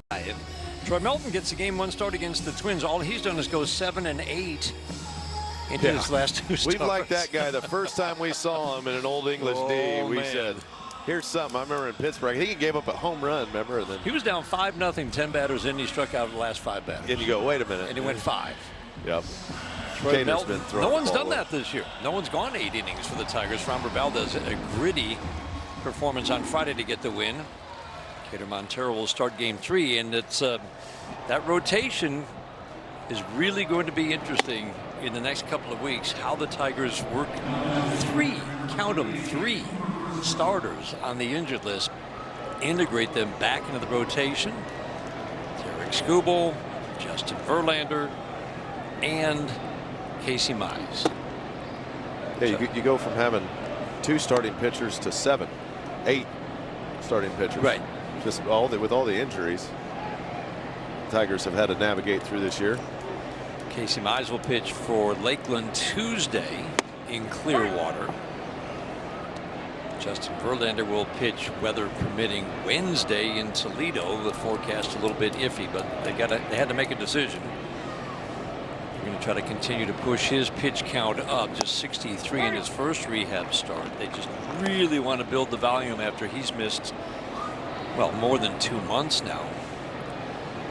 But the first outing, 5 shutout innings for Toledo. Torque, base hit into left. Torque Bomb t-shirt comes through. Yeah, it does. CeCe's got all the luck today for the boys. There it is. Little sweeper away. Torque stays on it, knocks it through the hole between short and third. See if Z-Mac can get on a roll here. Need it. This is a bat right here. The Tigers really need to extend a long winning streak to do some damage. Shot foul. Just get back to those line drives that he was so good at hitting last year. He was line drive up the middle the other way, and on the pull side he'd hit it in the air. Line drive single to help load the bases in game 1 before Gleyber Torres double scored 2. Off the glove, a little casual. That's a good catcher behind the plate. Peretta, that's going to be a pass ball to get Torkelson to second to take the potential double play away from the Mariners. No, he doesn't have to. I mean, he's not going to get back to last year's levels, probably, right? I mean, well, if he just stop right now and then move forward and get hot, that's all. That's all. I mean, you just think at some point this season that bat's going to heat up and start hitting line drives all over the field, because he's such a good base runner. He's such a good asset defensively, moving around the field. The way he plays the game, he's been a spark plug for this team the last couple of years. He was arguably their most valuable position player last year. He really was. Yep. Because of what you just said, the position flexibility. He ran the bases like nobody has in the major leagues in the last 20 years outside of a couple of guys. How aggressively he was running the bases. And he produced at the plate. And a base hit into right. Torkelson will be held at third. Zach McKinstry delivers. There it is, Andy. That's what he needs. I'm telling you, that guy right there gets going a little bit for this Tigers offense. Just a little bit. What it does is it lengthens out the lineup. It gives it consistency from day to day, and it's not just a couple guys at the top of the lineup having to do it. He's that type of player. We know he is. It's just a matter of when is it going to start clicking.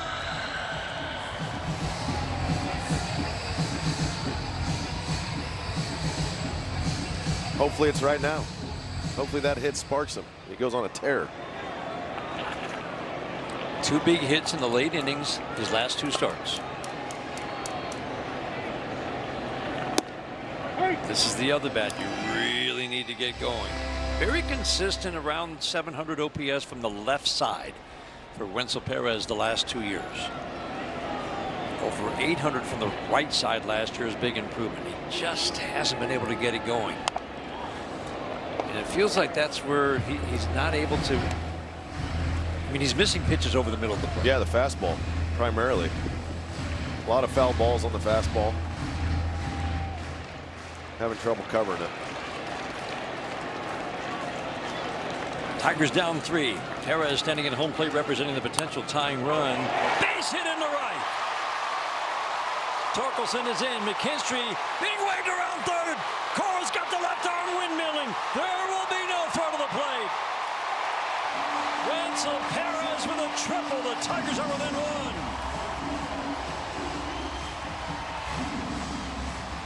This is what we saw all last year between Zach McKinstry and Winslow Perez. They're such pivotal points, key players in this organization, in this offense, on this roster.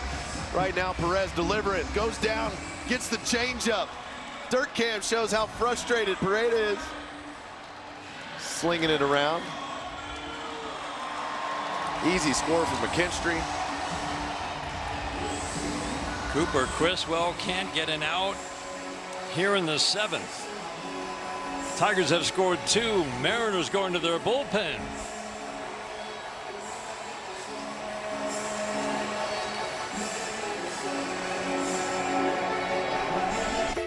This flavor and heat. Well, the order has ignited this Tigers offense. Winslow Perez on an 0-2 went down. Got the off speed. That's a change up down. He does a nice job staying with it. Hooks it down the line. Just like you draw up, you got fast guys on the bases, and they're going to keep running for days. Took a little bit to get out of right field, and on the cut, Young thought about going home first, which made him late to third. That'll bring some smiles back out. Get back to that relaxed, fun baseball, sliding around the bases, getting dirty. This is when the Tigers offense is at its best. Bottom part of the order producing. Vierling pinch hitting for Carpenter against the tough lefty Spire. First pitch pop foul and out of play. Nobody out and a man at third. Ball side windows pitching change brings this tough lefty. He absolutely buries lefties. Shut down righties last year, not so far this year or the year before. Righties have the decided edge against Gabe Spire. Tigers had really good productive outs in that series in Tampa. They had 6 sacrifice hits, 4 sacrifice flies, and 2 sacrifice bunts that led to runs. They were outstanding in these situations.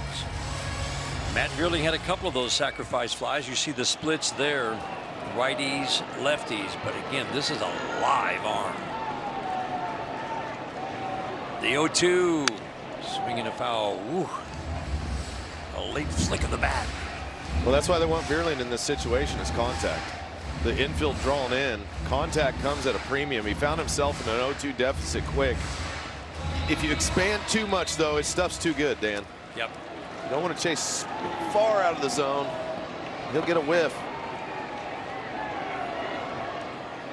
Again, the 0-2 ground ball, diving stop at third, and got him at first. What a play by Patrick Wisdom. Tried to get Perez and still had time to get Vierling at first base. What a play by Perez. It was obviously not on contact, because as soon as the ball's hit, Winslow sees it's coming. He retreats back to third base, almost runs into the tag, but does a nice job getting back to secure a base runner. You're right. That would have been easy to take off for home. It would have been a tough play at home for Wisdom, but I think he would have had him. He had plenty of time to get up and make a throw home. That gives McGonigal a chance. Infield stays drawn in tight. Kevin McGonigal does more than just hang in against lefties. He's had some really good at-bats against lefties this year. The reason Spire has been around for so long, though, he buries left-handed batters. Tough at-bat. 2-0.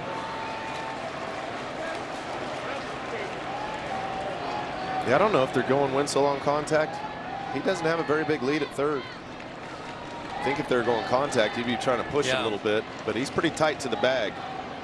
In fair territory, the Tigers do this a lot with lefties at the plate. Take away any possible back pick attempts by the catcher. But generally, if you're going on contact, you're trying to push the lead as far as possible. Yep. And with a lefty up, you can get off a decent clip.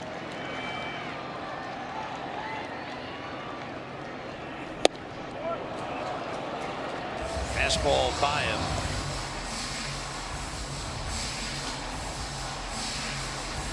Just a little late getting the foot down. You won't see McGonigal swing and miss at a fastball twice in an at-bat very often. Give him another. Popped up, too shallow.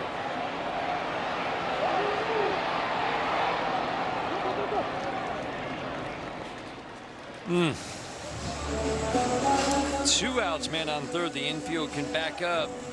Potential winning or tying run still 90 feet away for Gleyber Torres. Well, this was the play. If you're not going to go on contact, which I don't think the Tigers were, they know that they're going to get an at-bat with Torres versus the lefty. Yep. McGonigal was sandwiched in there, and Spire is extremely tough against lefties, but you get 2 at-bats against righties, and you're saying one of these guys can pay it off. Even with 2 outs, just get Torres one of his patent little base hits to right field, something like that. Find the hole. A little ground ball with eyes. Find the hole. Any one of those is what the Tigers desperately need right now. The back end of this bullpen doesn't get easier. It's a tough bullpen. The Tigers have done a nice job scoring 2 so far to bring it within 1. Love to drive this run in. Pete Woodworth, the pitching coach, out. And you know what Gleyber Torres is right now, right? He's due. 3 hits in game 1. 2-run double in the 7th inning of that game. Took a 3-2 lead and made it 5-2 on the way to a 7-3 win. 7th inning today, just a single. Ties the game. Fastball away. His timing on the fastball has been pretty darn good since coming back. Missing a month with the oblique.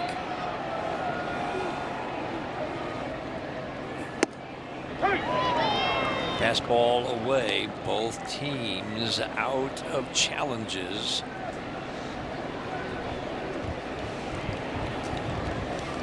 Four strikeouts yesterday. Strikeout to start the game today.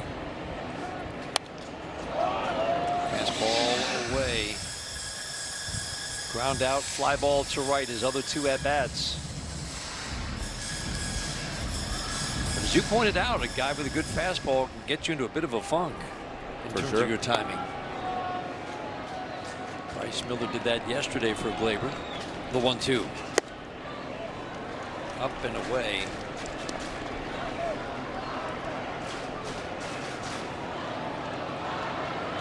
Wenzel Perez, 2-run triple has made this a 1-run game. Itching to come home, coming down that line at third.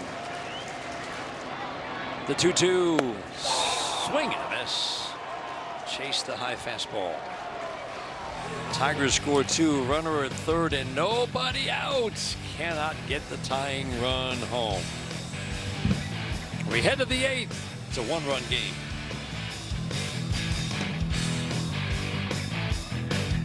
Big. Join us coming up this Tuesday through Thursday. Tigers and Minnesota Twins. Tickets start at just $30. Get yours now at tigers.com/tickets. Tigers trying to take a little momentum into that series with a series win today to make it 2 straight series wins. They'll have to come from behind to do it. Drew Anderson on the mound for the Tigers. Went through a stretch of just absolute complete domination. As a starter, as a reliever, as a closer. He's run into a little bit of trouble. He's given up a home run in 3 of his last 4 outings. And it's about that kick change. He just kind of lost the feel for it in terms of, we talked about a story that Chris McCoskey did the other day, just the feel, ball coming out of his hand. Wasn't getting that good downward movement. It makes it look like a splitter sometimes. Fastball velocity is held steady at 97, 98. Well, if it doesn't spin right out of the hand and catch the seam, that's what causes the ball to drop. And if it doesn't have the right rotation coming out of the hand, it just stays put, which turns it into a 88-mile-an-hour hit me. 2 of the 3 home runs have come on changeups, both in Chicago. The other night, Colt Emerson took a fastball away, hit a home run right down the left field line. That's one of those you live with. I mean, you throw a 98-mile-an-hour fastball away and a guy gets enough of it, hits it out. You say, okay, the changeup's the one that he knows that he wants to has to improve that pitch. Yep. Fastball by him. Howard Wisdom with the fastball. Well, it's time for our Tiger of the Day. I love this segment. We get to learn about Tigers that you may not know about, although you probably all know about Alex Jones, who played 2 games with the Tigers in 1903. Yep. Final game, a loss against Cy Young. That's not against a Cy Young pitcher. That's against the actual Cy Young. Who used to win the award every year, right? Every year he won that award. It was amazing. And as far as we know, not related to Todd Jones. Oh, I would love to see the genealogy on that one. Did you really try to figure out if he was related to Todd Jones, or did you just give up? Because there are a few Jones out there. It was probably the latter. I'm sure the Jones family tree has some deep roots. I love that. And one of 74 players. Now, if you'd asked me how many players have been born on Christmas Day, you'd think, well, there have been, what, 25,000-ish players in history divided by 365? Yeah. 74 seems like a very small number. Fouled out of play. Emerson again hit the home run off Anderson. I do really like the stuff of Drew Anderson right now. Especially when that changeup's working. When that changeup's on, it works. Yeah, when the changeup's on, he's got 3 offerings, and he can pitch backwards if he wants. To set up a 97-mile-an-hour fastball. There's the changeup. There's the movement on the changeup that you're looking for. That's it. He's got such a good swing and miss changeup. Watch how it catches the seam here. You see the little circle on the back of the ball? That pushes the ball downwards as it's rotating towards home plate. So they actually use that rotation to move the ball as opposed to trying to manipulate it out of your hand, you know, like with a pronation. Yeah. Movement out of the right hand. Yeah, you just throw it, and then you let the seam. You trust the seams grab the air. Yep, that's it. And you got to trust that it's going to catch it. But if it doesn't catch, if it's not spinning correctly, it stays up. Before these last 4 games, where again he's given up a home run 3 of the 4 games. Drew Anderson had worked 14 innings and given up. That one's off the glove of Kevin McGonigal, and he had to make a quick decision.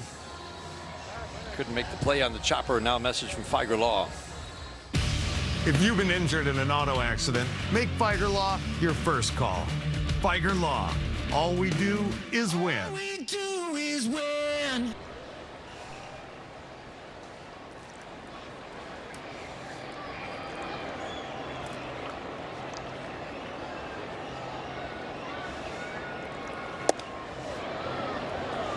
Call that a single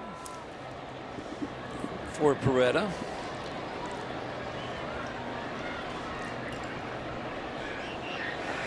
Again, he got a chopper, and it's a tough play. Ground ball past Torkelson into right field. Peretta will round second, head to third. Perez's throw will go to second. Cole Young with a single to put runners at the corners. These become big runners to Strand. Well, with the 12-6 curveball, it's a good pitch for him. A good job by Young to recognize it, hit it hard, right by Torkelson, who's holding a runner on, so he's playing closer to the bag.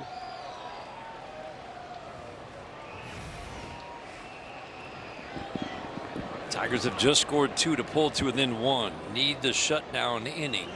Mariners with 2 in the 6th, 1 in the 7th. Hey. Beauty of a curveball to start the at-bat. Rodriguez has had a big series. He's been on 6 times with 4 hits and 2 walks. Notorious slow starter is off to a strong start. Shot to second, hit hard. Zach McKinstry, woo, just wins the race to the bag at second. Riley Green will be leading off when we come back. Dingler and Jones to follow. Tigers down a run.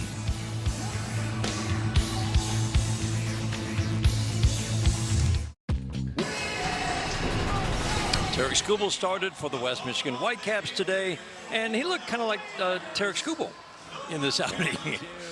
Change up, fastball up to 99, a lot of swing and miss. And didn't need many pitches to get through 5, Daniela. Yeah, according to Cody Stavenhagen, who covers the Tigers for The Athletic, he went to Grand Rapids for the game. Skubal did go to the bullpen to throw a few more pitches because he did breeze through those 5 innings. So we'll get an update, I'm sure, from A.J. Hinch after he's able to digest everything that Skubal did today. And that's how you can also build volume. You know that you might not be throwing as many pitches or having Skubal throw as many pitches as you want through his 5 innings. So he got the 5 ups, throws the extra pitches, and assuming everything, he comes out of it just fine. He's feeling great. Well, you know what everybody hope. The hope is he's in Cleveland. Next weekend, Cleveland. Sure seems like it might happen. Another guy, power arm. Look at the movement on that sinker for Edward Bizardo. That and the sweeper are his pitches. Sinker or sweeper, when you got that kind of movement, that kind of power, that's a wow. Sweeper backs up on the front door. It's a perfect pitch when you can get it there. Hitters swing, they can't hit it, and they usually take it. Engler's 0 for 2 with a walk today. Swings and pops it up, foul and out of play. We saw Bizardo. He came in relief of Wu. He gave up the Gleyber Torres double with the bases loaded. So he didn't get charged with a run, but he allowed a couple of inherited runners to score. Sweeper at the feet. Dylan Dingler. And the wild thing is, as good as that sinker is, he's not a ground ball pitcher. Yeah, you would think it'd just be, he's only like ground ball after ground ball. 30% ground ball this year. Boy, that again, the movement on that sinker, you can throw it off the plate away, and then the movement just snaps it onto the plate for a called third. See how far that ball starts off the plate? My goodness. The brain shuts down because it's in the other batter's box. And that ball keeps tracking back on the outside edge. Nothing you can do about that as a hitter. Try to stay ready for it. Try to fight it off if you can. But when your brain just automatically shuts down because the ball's so far off the plate away, it's tough. It can't possibly get onto the plate. Oh, yeah, that's it. This righty tougher on righties, as you might guess. Swinging a miss on a wicked sinker. So that movement is just down. Yeah, it was a nice little pummel off of the net right into the hands of Riley Green. He's not only good at catching baseballs, this guy can catch bats as well. See this thing, it's the ricochet down off the deck, and Riley says, don't worry, I got it. I'll save it. No injuries to the bat. There's not even a ding on it. It hit the cup, a little bit of handle. He's not even flinching as that ball's coming hot off the net. Great shot, guys. 1-1 the count on Zach Short. Tries to get that swing back action, doesn't. 2-1. Better at bats for Zach Short. 6 for his last 17.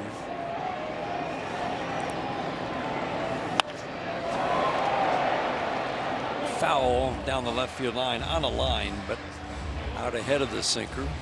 2 balls, 2 strikes. He's been scoring up the ball pretty well. Torque waiting on deck. Tigers down a run in the 8th. Munoz looming in the 9th.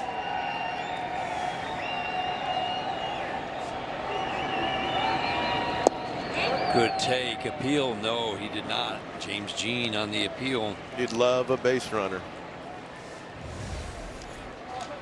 You'd love a base runner right here with a power bat coming in behind him who can hit a sinker. Spencer Torkelson's hit some homers on this sinker like that. Popped up. Rodriguez will call off a Rosarena to make the catch. A 1-2-3-8 for Bizardo and the Mariners. Tigers down a run after 8. Listen. We have to file this away as a nominee for the Metro Detroit Ram Dealers Mini Award. Best bat catch by Riley Green. Didn't flinch. Huge bat coming at him. makes the play. There's Riley Green. It was a double bouncer too. I mean, it went off the netting, hit the top, hit the side. It was everywhere. And I mean, except in Zach Short's hands, and it ended up in Riley Green's hand. 3, 4, 5 hitters to face Will Vest. Josh Naylor never gets cheated on his swings. A most remarkable double for Josh Naylor was a big hit in this game. First batter reached on a single. Rodriguez, Jack Flaherty cruised through 5, giving up just 1 run. Good changeup. No balls and 2 strikes. You can see Naylor trying to get on top of the fastball. He didn't recognize it was a changeup until too late. Numbers for Will Vest don't look good right now, but I would argue the last 3 outings, this is the Will Vest that we're used to seeing. It's really good stuff. He's given up some hits. He just needs a clean inning. I feel like, yeah, he just needs a clean inning. He looks like a guy who could get on a roll. Giving up 1 run on 4 hits. His last 3 outings covering 3 2/3 with 5 strikeouts. And quite a bit of swing and miss. Fastball velocity's been holding steady at 96, 97. And that's when you know that he's feeling good.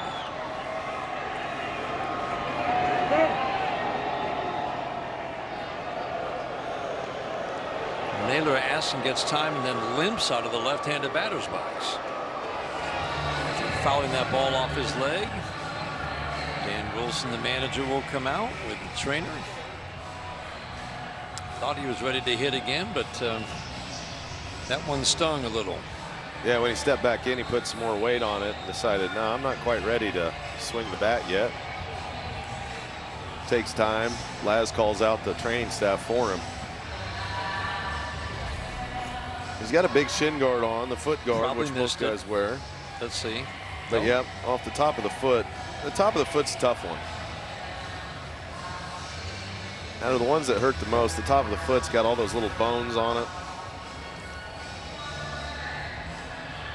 Yeah, you can have the shin guard. Usually you miss the shin guard, so at least he hit the shin guard / top of the foot guard. We should do an evolution of the shin guard over the last 10 years. They started off very small, and they've progressively gotten larger.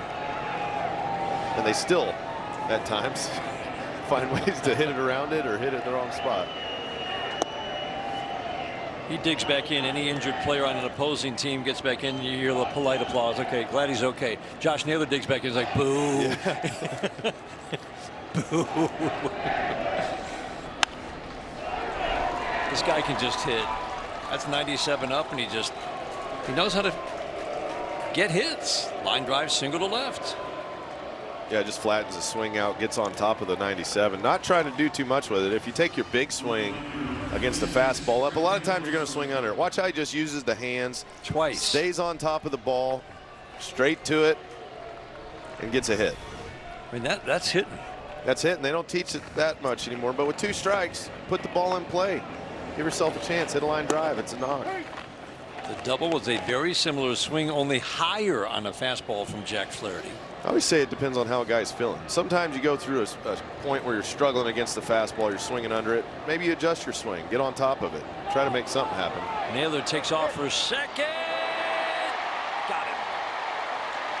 Takeout slide for Zach McKinstry. And the crowd loves it. Josh Naylor has stolen a ton of bases by doing what he just did. Only the Tigers stepped off, threw him out. Good job by Will Vest. He's holding longer. They say step off, delivers a perfect throw to McKinstry. Naylor's coming in hard, and more drama and contact. The Naylor saga continues in Detroit. Yeah, that's not a pop-up slide. That's a pop-up barrel roll. Yeah, it is. McKinstry on the receiving end of it looks fine.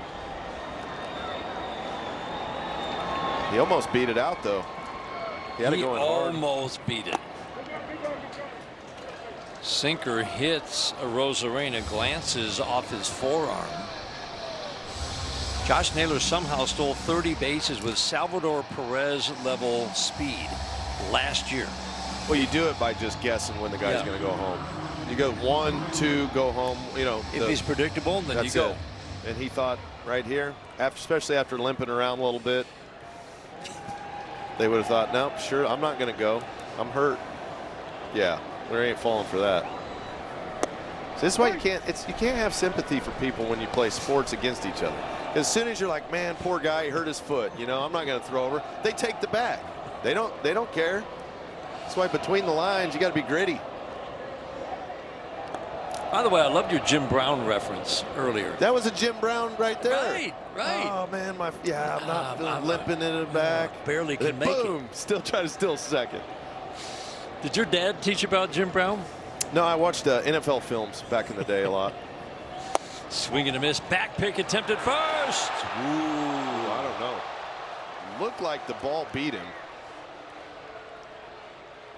Rosarena was dancing off first. He's got 18 steals this year. And the swipe. Come on. Yeah, right there. Look at that. Right there. On the little crease of the uniform. Yeah, I think they got him. The ball beat him, but it's a great slide by Rosarena. What a look, guys. That's great stuff. Oh, he got him. He's contacting him all the way up the sleeve. But you see a Rosarena slide on the far back part of the bag. He knows he's in trouble. Last-ditch effort. Great throw by Dingler. Torkelson coming through with a nice hard slide, reaching out for him. I got him out, but I'm not sure New York will. All right, we have contact there, right? Right. You can there. see the glove bend back a little bit with the contact. Yep. That's contact. It looks like they got him, but was that right middle finger? No. On the bag. Let's see. After review, the call's been overturned. The run is out. Yeah, there we go. See, now we're playing some better defense around here. There we go. Detroit. You see the guys hopping around. All of the shenanigans of the Mariners taking off before the pitchers even going home, getting big leads, jumping around to the bags.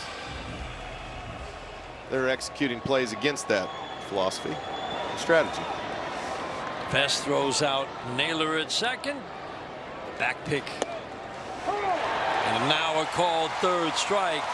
Luke Raley strikes out. Last shot for the Tigers. Torkelson, McKinstry, Perez coming up. Down a run. Tiger Law. Everybody, welcome back to Comerica Park. Still a lot to be decided in this ball game. Johnny and Dan getting ready for post game. Hey, there's a lot to unpack from what we've seen, but there was a point in this ball game that has stood out to us. Yeah, there's a lot to talk about, but there was one moment in this game that may be the difference, just maybe the difference. We'll take you back and show you what that moment was. Maybe, because we still got 3 outs to play with and a potential rally here in the bottom of the ninth. Dan Dickerson, take us home. Torkelson, McKinstry, Perez. Victor Robles now in right field. Pitching change brings Andres Munoz into the game. Tigers have done nothing against this guy in his career. Dominating closer. He has been a little more hittable than usual this year, Andy. Yep, he's got a 4-seam fastball and loves his slider. Fastball's elite, slider's elite. Pick one, roll with it. If he hangs a slider, you can hit a homer on it. He's given up 3 on it so far. Torque will pop out. That was the one. Emerson makes the catch. 1 out in the 9th. The damage has been done by lefties. They've got 4 home runs.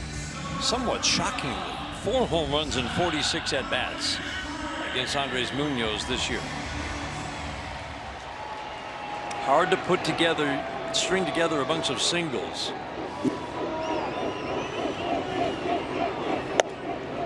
This is the spot in the lineup that got the rally going in the 7th. Yep. McKinstry got a base knock to right after a Torkelson hit, and then Perez hit the triple down the right field line. See if the bottom of the order can step it up. Fastball for a called strike. Steady. 99 on the fastball. It's electric stuff. Opponents hit 167 with no power last year. They're hitting 240 with some power this year. And he's had some command issues. Walk rate is below 3. Tigers drew a couple of walks off of him in the postseason in his last outing. 2-1. Ooh-wee. Wow. Can't do anything with that pitch anyway. You might as well take it, and it was outside.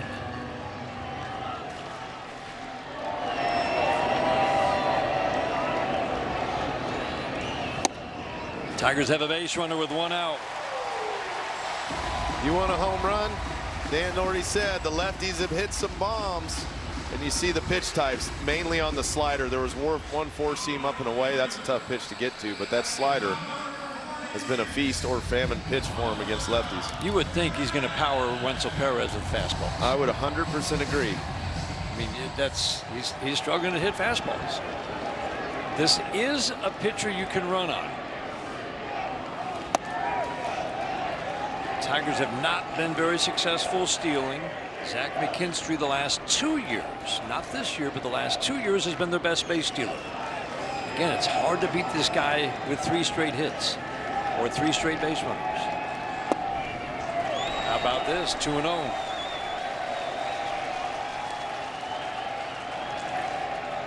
Single for Perez on a sharp ball hit off the glove of Wisdom at third, and then went down and got a changeup, tripled, and brought home 2 last time up.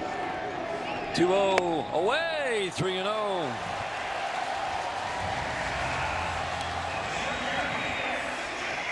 If you get enough walks, you don't need 3 hits, Dan. You can take a couple walks, then a hit. Why not? First time Munoz has worked in 6 days. Outer third for a called strike 1.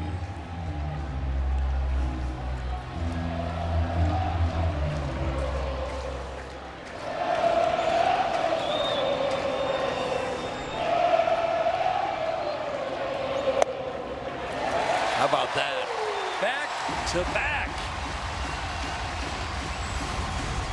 Reyes going to go talk to Munoz. In the meantime, let's watch this command issues here from Munoz.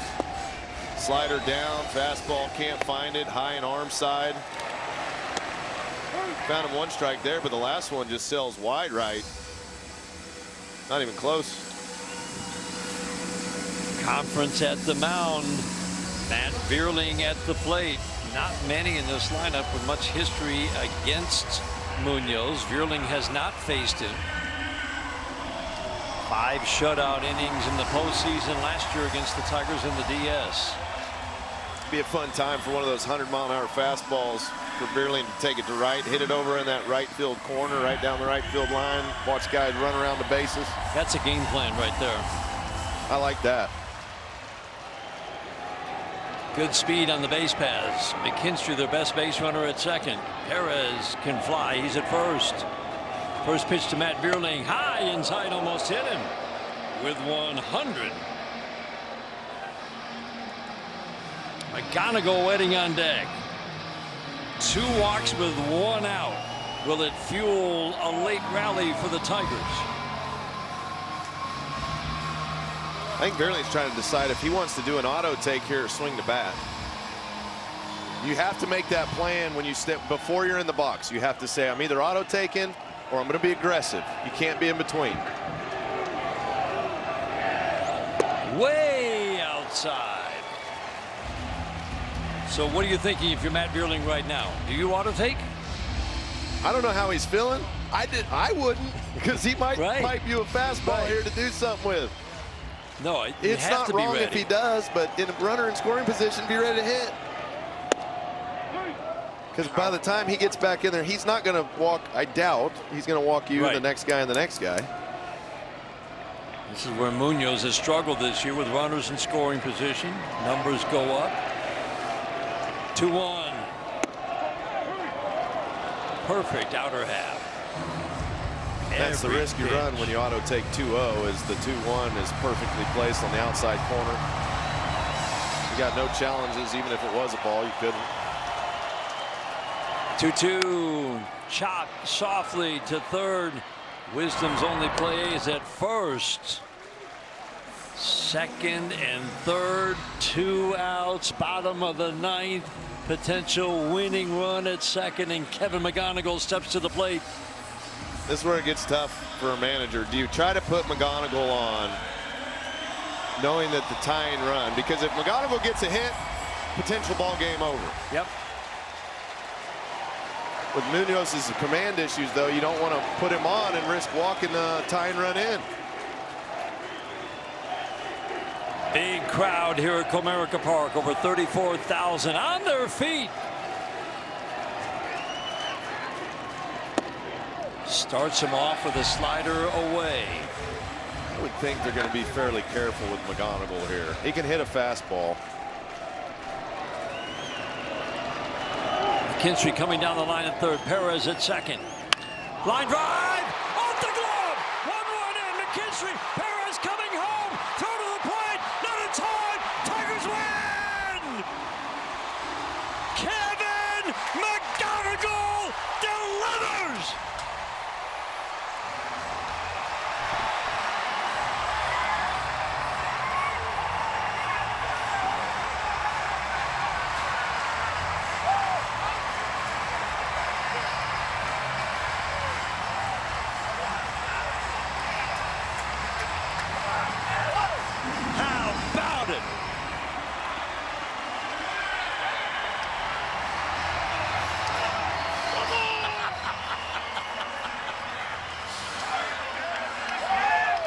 The moments that ignite a ball club, Dan.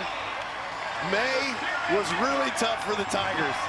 June so far looks like it's going to be an epic run. According to Kevin McGonigal, turning 100 around for the walk-off W. What a game. What a comeback victory for the Tigers. It looked like it was going to go the Mariners' way. They kept scrapping and clawing. The bottom of the order, gets on base, delivers. McGonigal takes 99, turns it around. They pitched to him. He had the base open. You know McGonigal can hit the heat. They went after the rookie, and the rookie says, hey, I know how to play this game. I'm clutch. Right off the top of the glove. That's amazing.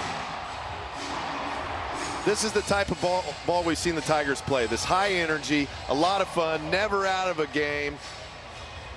The good luck charm.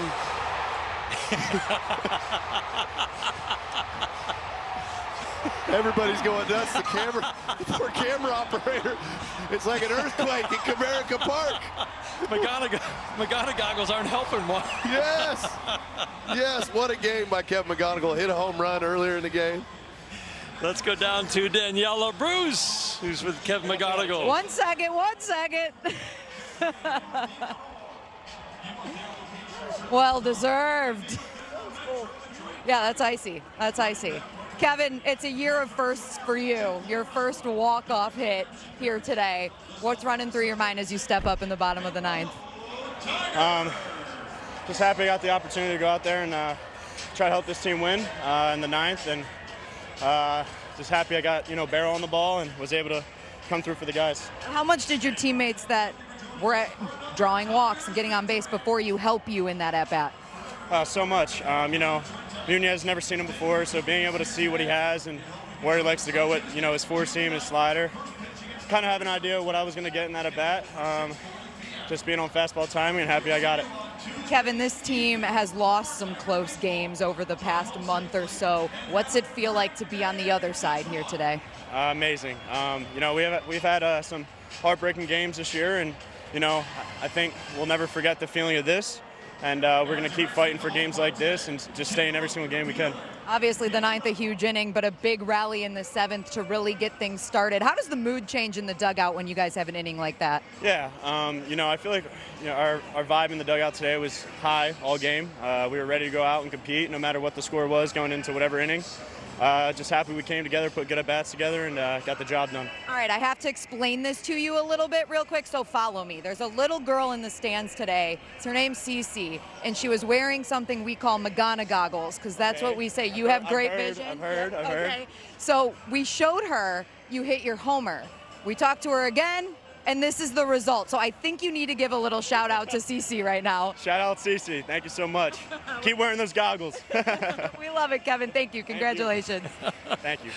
Oh my gosh, that is good stuff. That's how you take the momentum from the top of the ninth with the great defense right into the bottom.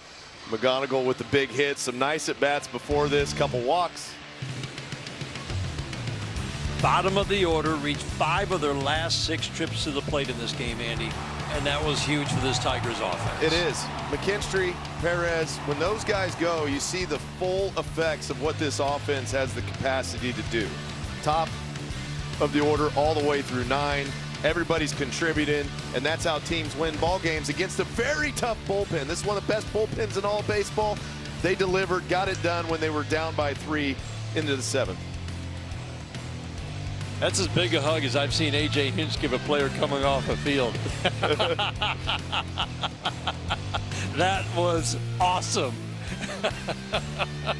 And the Gatorade bath. What a day at Comerica Park. Tigers walk it off against the Mariners.